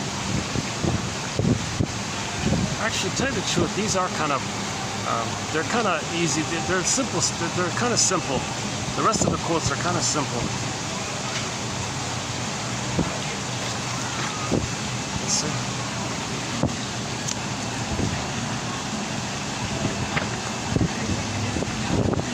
Okay, we talk about card stacking or selective omission, guilt by association, insinuation, okay, covert versus clandestine, okay, virtue words or goody-goody words. Okay, this one there. Okay, some of the advertising tricks. The copycat effect, the contagion effect, imitation, the power of the mass communication and culture to create an epidemic of similar behaviors. Yeah, that's a scary idea, isn't it?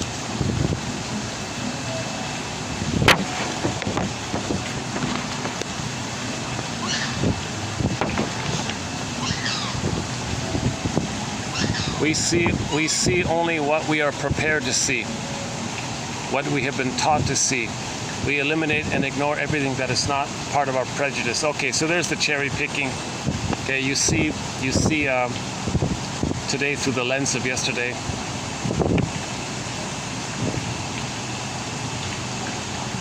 So advertising, a lot of it is related to your unmet needs, your unmet needs for love, your unmet needs for an identity, to feel important, for vanity, to make you feel strong or safe or proud or wish fulfillment or for love.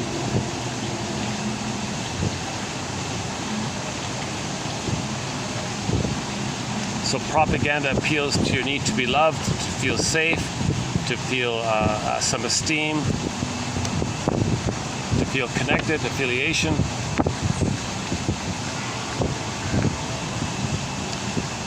Okay, this issue that people are looking for a mother, so that's used against you.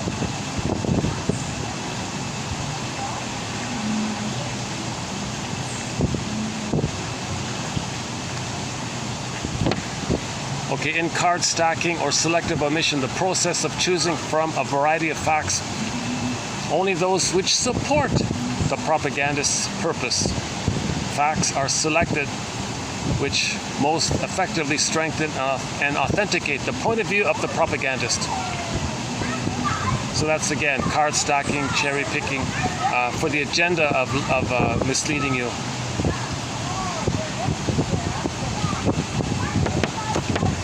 Insinuation is used to create or stir up suspicions.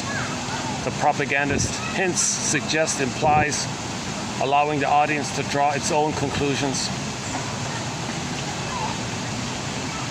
Okay, when something is clandestine, they say here, the emphasis is on to conceal the identity of the sponsor. They don't care about concealing the operation. They only care about not letting you know who is behind it. That's called clandestine operation. So-called covert operation is to make it possible that if the person's caught, they can deny it through plausible deniability. So it's sort of set up like that. If they don't think plausible deniability is going to work, then they make a greater effort called clandestine. All right. I don't want to focus too much on that. It's not in my zone here.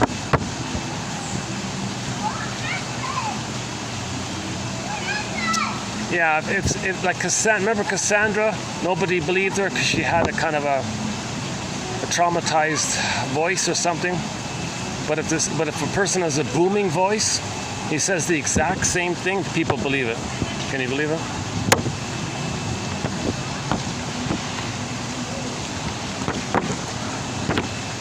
Half of the famous T.S. Eliot one in there. Okay. Yeah, Otto Fenichel, by provoking people to be unjust, they strive for a feeling of moral superiority which is needed to increase their self-esteem. So you provoke and prod people to give the excuse that you're better than them, but you provoked it to lead to that. Sign of trauma. That's a replay that the mother abused the baby, and they just play the abusive mother and provoke you to play the naughty baby, which you are, which you deny. Today's topic about transference and repetition compulsion. Okay, my second disclaimer about religion. Freud described religion as an illusion serving to aid in the denial of mortality and saw it as a means of social control. Okay, let's not talk about this one today. Okay, some narcissistic woman, she demands that her followers worship her, and she demands as well that her followers continually acknowledge their unworthiness of her attention. Wow. Okay. So she's recreating that the followers are her as a shamed baby, and she is the infantile god in the uterus.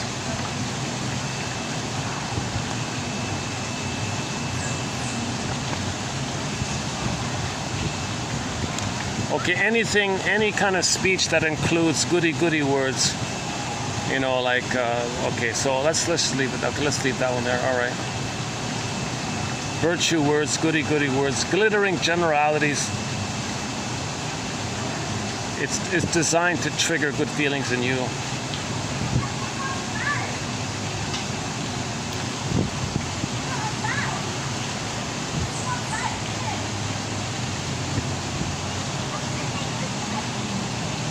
Okay, I'm not gonna.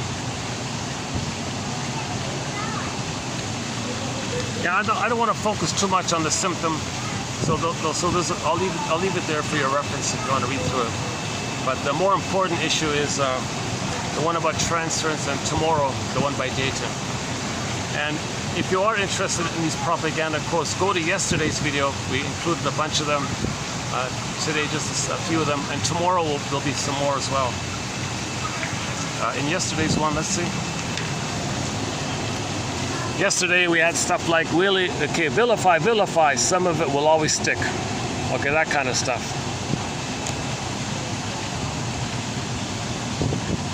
Yeah, okay, there's some good ones yesterday.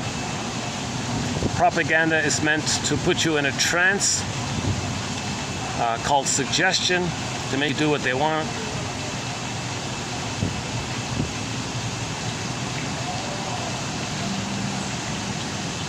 Yeah, my favorite one is the battle between education and propaganda. The real struggle is between education and propaganda. Oh yeah, the one about the Archie Bunker, the prejudice personality, that's a good one.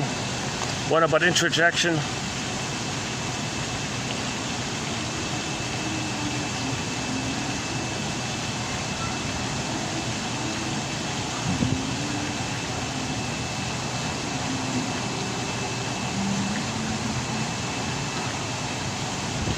And my favorite one is the Judith Orloff. I forgive you for being so wounded and so hurt that you did these things. Yeah, the key quote from yesterday was this self-help line. She says, even though you don't fully feel it or believe it, say it anyways. So say to your mother or father, I forgive you too for being so wounded and so hurt that you did these things. And tomorrow, let's see.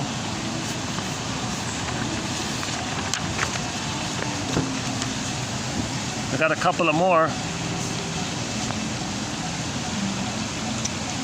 Okay, we got a couple of more. Yeah, okay.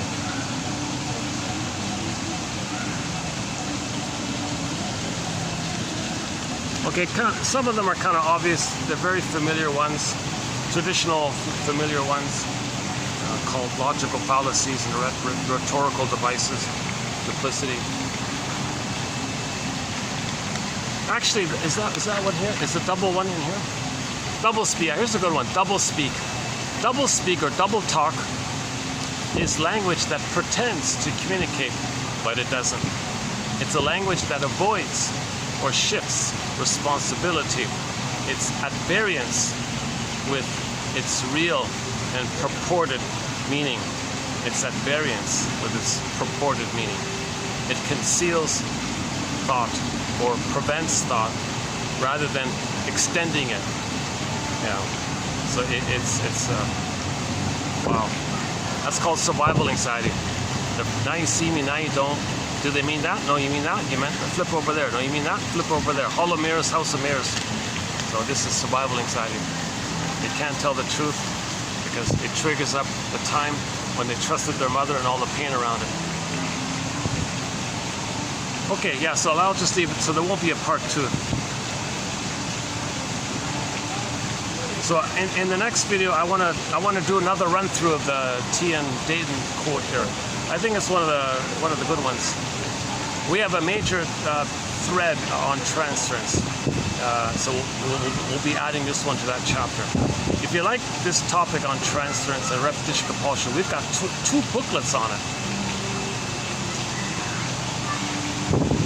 Out of the 62 topics, I would recommend those 2 to begin with. If it's too much, take a break, go to the self-help exercises, or go to the TV show and film quotes on the lighter end. So yeah, go to those 4, yeah. Read those 4 in the beginning. Read those 4 e-booklets. Now the collection isn't, I don't have all the bells and whistles with the file. It's still a little bit like a messy cat kind of thing. So, but all the quotes are there. It's just, I don't have it all, you know, neatly formatted and all that, so work in progress. I just want to first get the quotes, and later on, you know, dot the I's and cross the T's and all that. There may be the occasional typo, but it won't affect the meaning. You'll understand what it means. I noticed there are the odd, once in a while, a little typo here, like an A is missing, an article is missing or something. But it won't affect the meaning. That's minimal. It's just minimal. But I know it's distracting. So yeah, so once again, the link is below. 2 ways to get this collection through the link. €5. It's an admin fee, basically.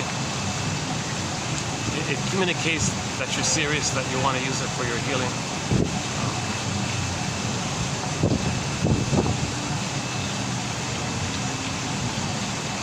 Now, if somebody uses these quotes in their greed and envy to sneakily cheat people, well, that's embedded in the quotes is knowledge of that. So if a person is misusing the quotes, embedded in the quotes is the knowledge that they're wounded, that they're telling the world how their mother cheated them. If they want to cheat others, they're saying that their mother cheated them. Okay, so this is that's one way to express your anger at their mother, by showing her up, by telling the world, look at what my mother did to me. I'm cheating you, that's because my mother cheated me. So that's the burglar's line about showing the mother up. You see what kind of mother I have? You see how I'm deceiving you? Well, who taught me this? Come on, people. My mother did this to me. So you're expressing your anger at your mother by exposing her, kind of thing.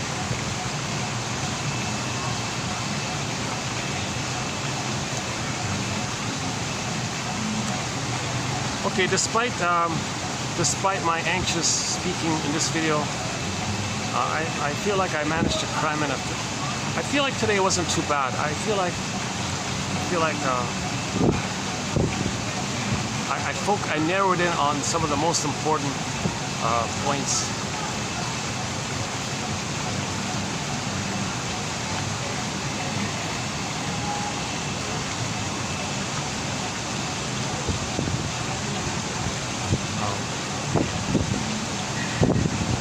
It's a tough balance, right? It's a tough balance.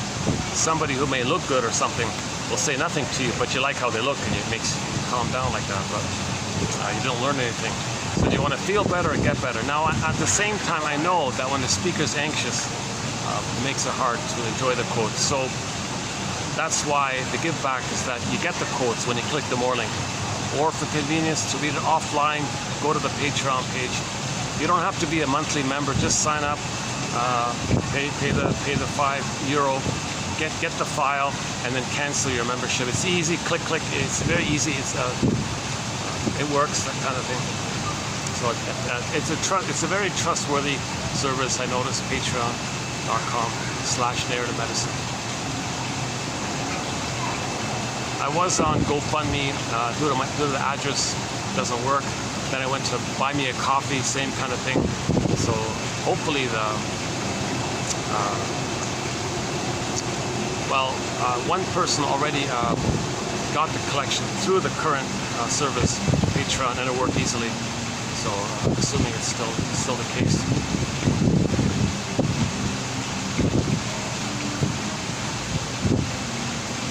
Now there is a possibility that somebody is trying to control this and block it. Because I notice if you search for anything that we offer here, it'll never be pointed to you in any of your searches.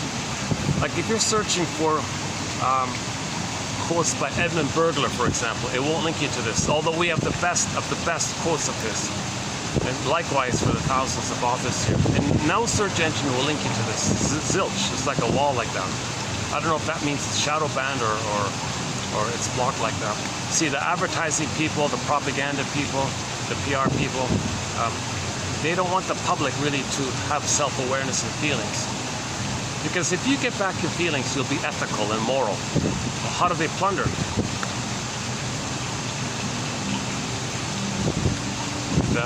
Their slogan is, if they don't know anything about themselves, if they don't know anything inwardly, they won't know anything outwardly.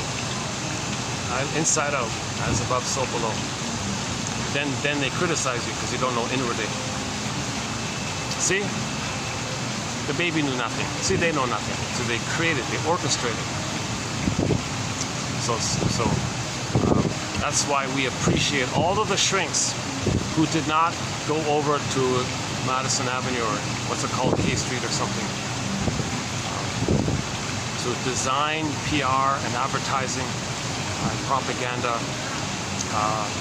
to appeal to your unconscious wishes, needs, feelings, issues, patterns. They tap into it and use it,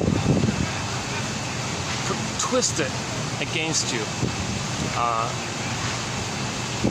to make you do something they want, and you found it appealing because they touched something in you and you trusted them.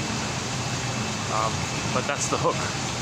The fish sees the hook, not the fish sees the bait, not the hook, kind of thing. So people doing this, Burglar says, well, to paraphrase Burglar, people doing this, to paraphrase one of our mentors, Edmund Burglar, is a symptom on that side. The people doing this is for them to know that their mother traumatized them, that their mother failed them. They weren't breastfed, they weren't held, maybe they were removed from the mother.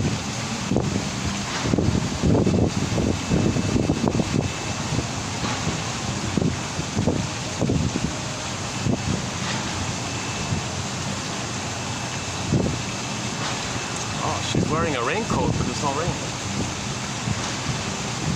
Maybe it's gonna rain.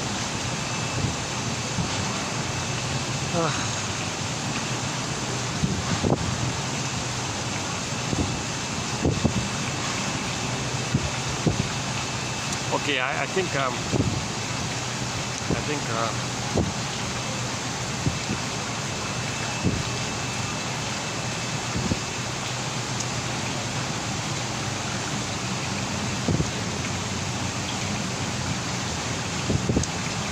I was just thinking to myself, geez, if I had like a full meal, like a full lunch before I did this video, maybe I had more energy to continue, because I can't find the guava juice, which is sort of my spinach kind of thing, and I'm just running on one cup of coffee basically.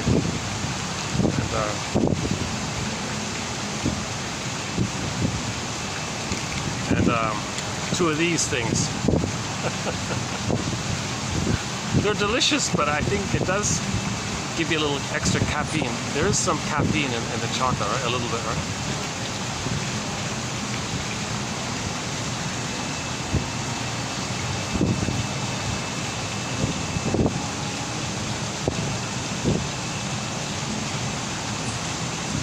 Okay, so you know what? Let me just enthusiastically relay that in the next video, I'll try to do a nicer, smoother presentation of Miss Dayton's quote that we did today. This is just my first reading through. I just found it this morning, so I didn't, have time to prepare too much. So this video is like a preparation. So hopefully when I read it tomorrow, it'll be smoother. Today wasn't bad.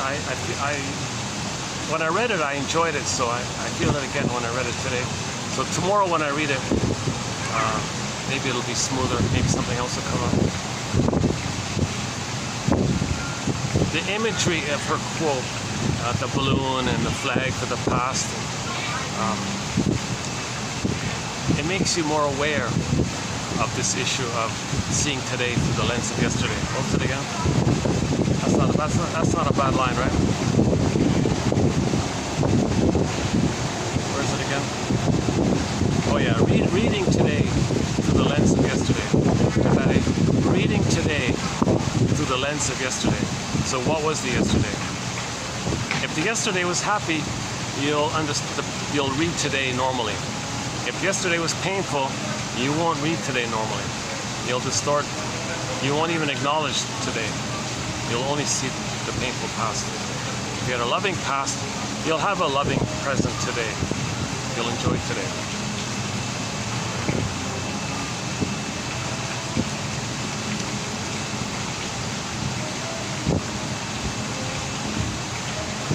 Let's just wrap it up here. What time is it again? 5:33. Let's see, there's still enough light around here. Let's see.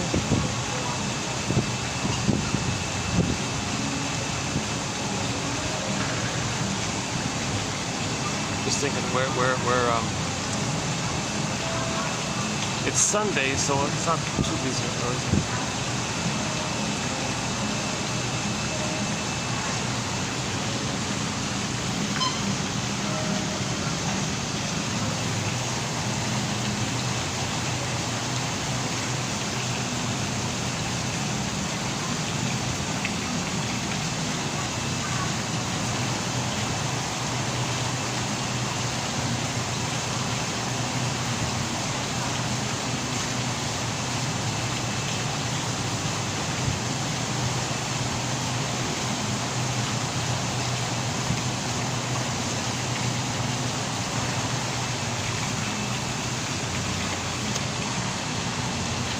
Well, why don't we wrap it up with the scene of the swan?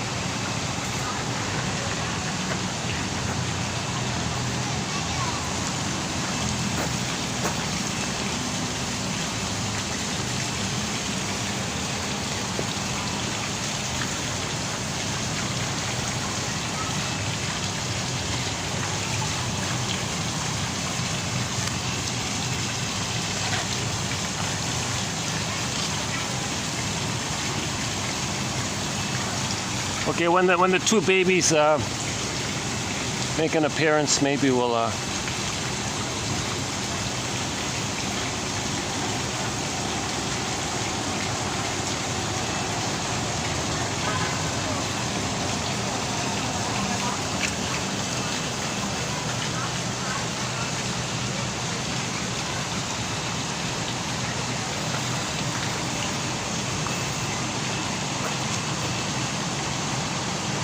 okay, let's do the walkabout next time. Let's do the walk around next time.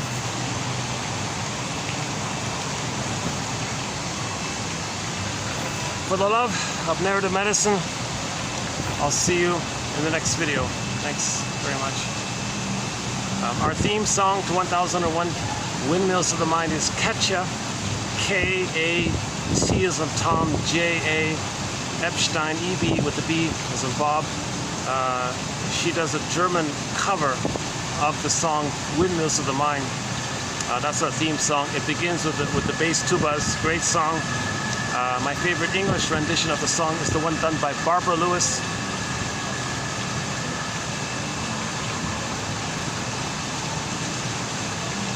Okay, just to end on a funny note, check out the clip, Jim Cary, and the Truth Will Upset You Free clip in the courtroom scene. Don't think about it just about like he told the truth and he won the case. Don't think about it just like on the surface. It's like he found the truth and he won the case.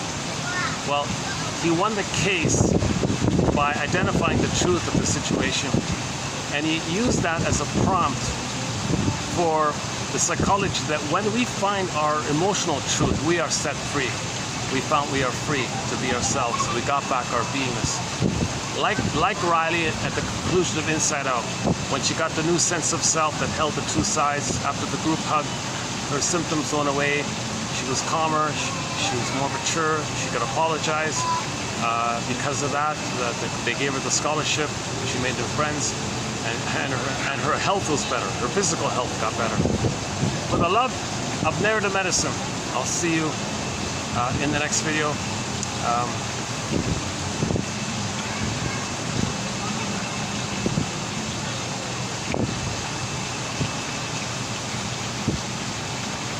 Any other final thoughts here? Carry on, my wayward son.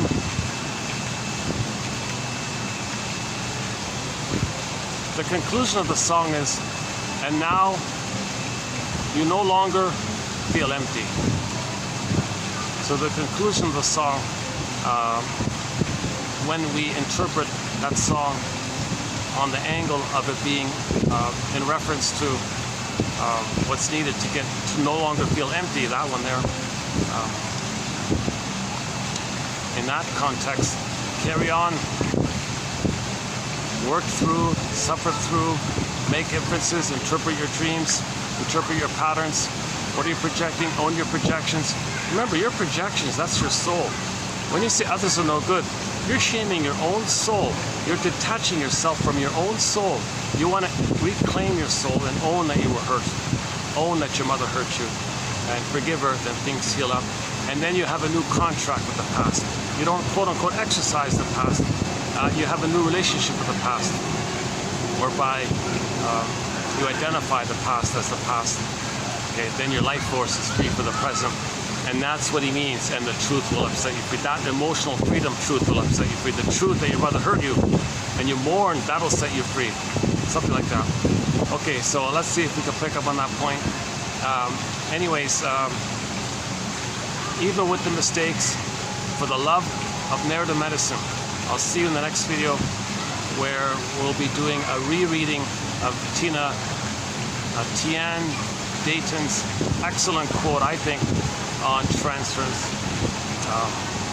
Here's a self-help author. She's not a shrink, but she's a self-help author who writes more clearly than the shrinks, I think, most shrinks. So she did a great job, I thought. Hopefully we'll add more quotes. We'll find more for quotes. Yeah, I'll look into that. And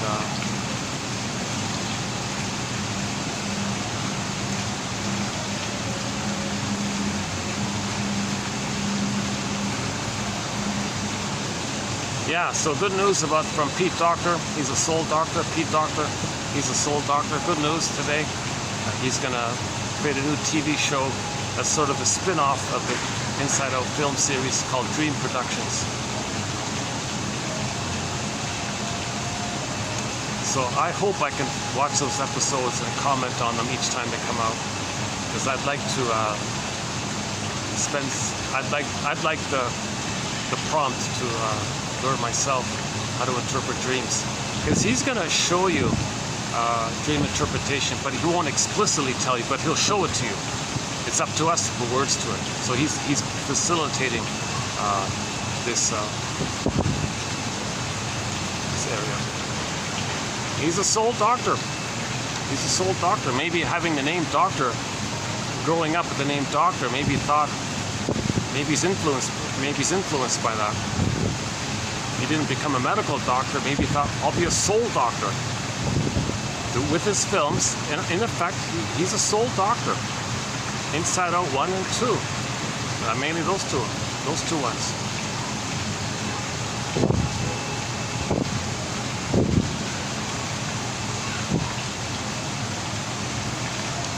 Played the song Soul Surgery by Prism, the band Prism.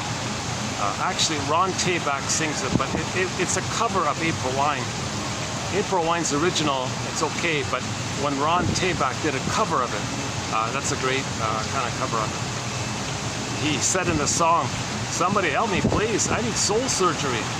Okay, that's in reference to how long ago the shrinks in the past, okay, the playwrights and literature people, they were called soul doctors, or anybody that helped you in the area of verbal medicine, putting words to your feeling. That was called being a soul doctor. So shrinks and the shamans and the storytellers, they used to be called soul doctors. So he's kind of addressing them, hey soul doctors, I need soul surgery. So he was really crying for love in that song. Now the guy who wrote it, yeah, Malice Goodwin passed away about a half a year ago, but he was in his sort of mid-70s, I think. But Ron Tabak, yeah, had an unfortunate early passing. So, and he was singing that song. So maybe he was literally crying out for help. Help, help, I need soul surgery.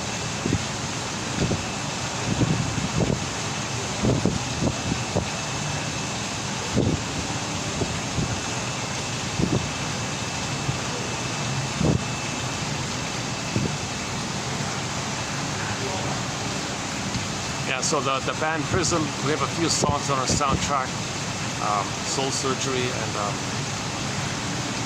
Virginia, I think is on there. Maybe one more, right? April Wine, we got one or two. We usually have like one or two songs from major classic rock bands, like Pavlov's Dog, we've got 4 on there. Episode, Late November, theme from Subway Sue and their big hit Julia, that's on there. We mentioned Steve Perry at the beginning, his song called Friends of Mine. Yeah, we'll come full circle, so Friends of Mine. No matter who you are, can't buy friends with caviar. A very good blues rock song if you want a fun, upbeat kind of song. Another newly added song to our soundtrack is the one done by Oma Wumi. She's sort of a pop diva from Nigeria. She has a song called When the Boss is Coming, off an album entitled Lasso of Truth. And I think if you get these quotes, in effect, you can make your own lasso of truth. For your parents, get the truth from your parents of why they did what they did, and the truth of yourself, and the truth shall upset you free. On that note, thanks very much. I'll see you in the next video. For the love of narrative medicine.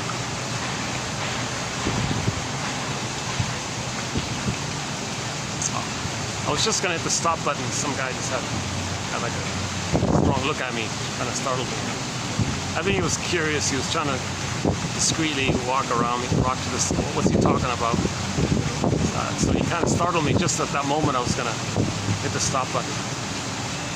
He's walking away. Oh, maybe my talking is affecting him. No, they're way down there. No, that's no problem. Okay, let's try again. For the love of narrative medicine. Thank you. Thank you.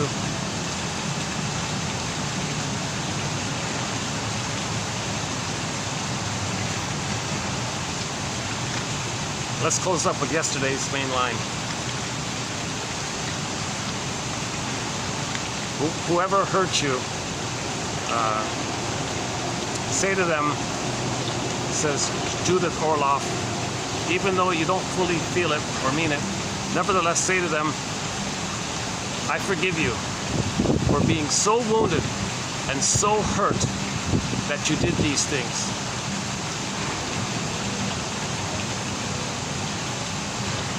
It's not perfect, but it's a step. It's a step there. Okay, so we'll continue our steps to healing.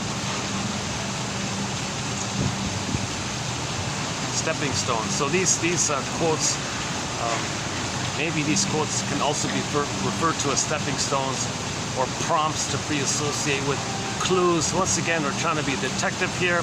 Psychoanalysis is not a magic press, no magic words here. It's quite the opposite. You need to be conscious. That's weaving a catcher's mitt to catch the ball. First the mitt, then the ball. You can't catch that speedball barreling down home plate if you don't have a catcher's mitt. So we need a catcher's mitt to catch the ball. To build a catcher's mitt, we need a lasso of truth. A lasso of truth. And the truth shall upset you. Okay, I'll see you in the next video.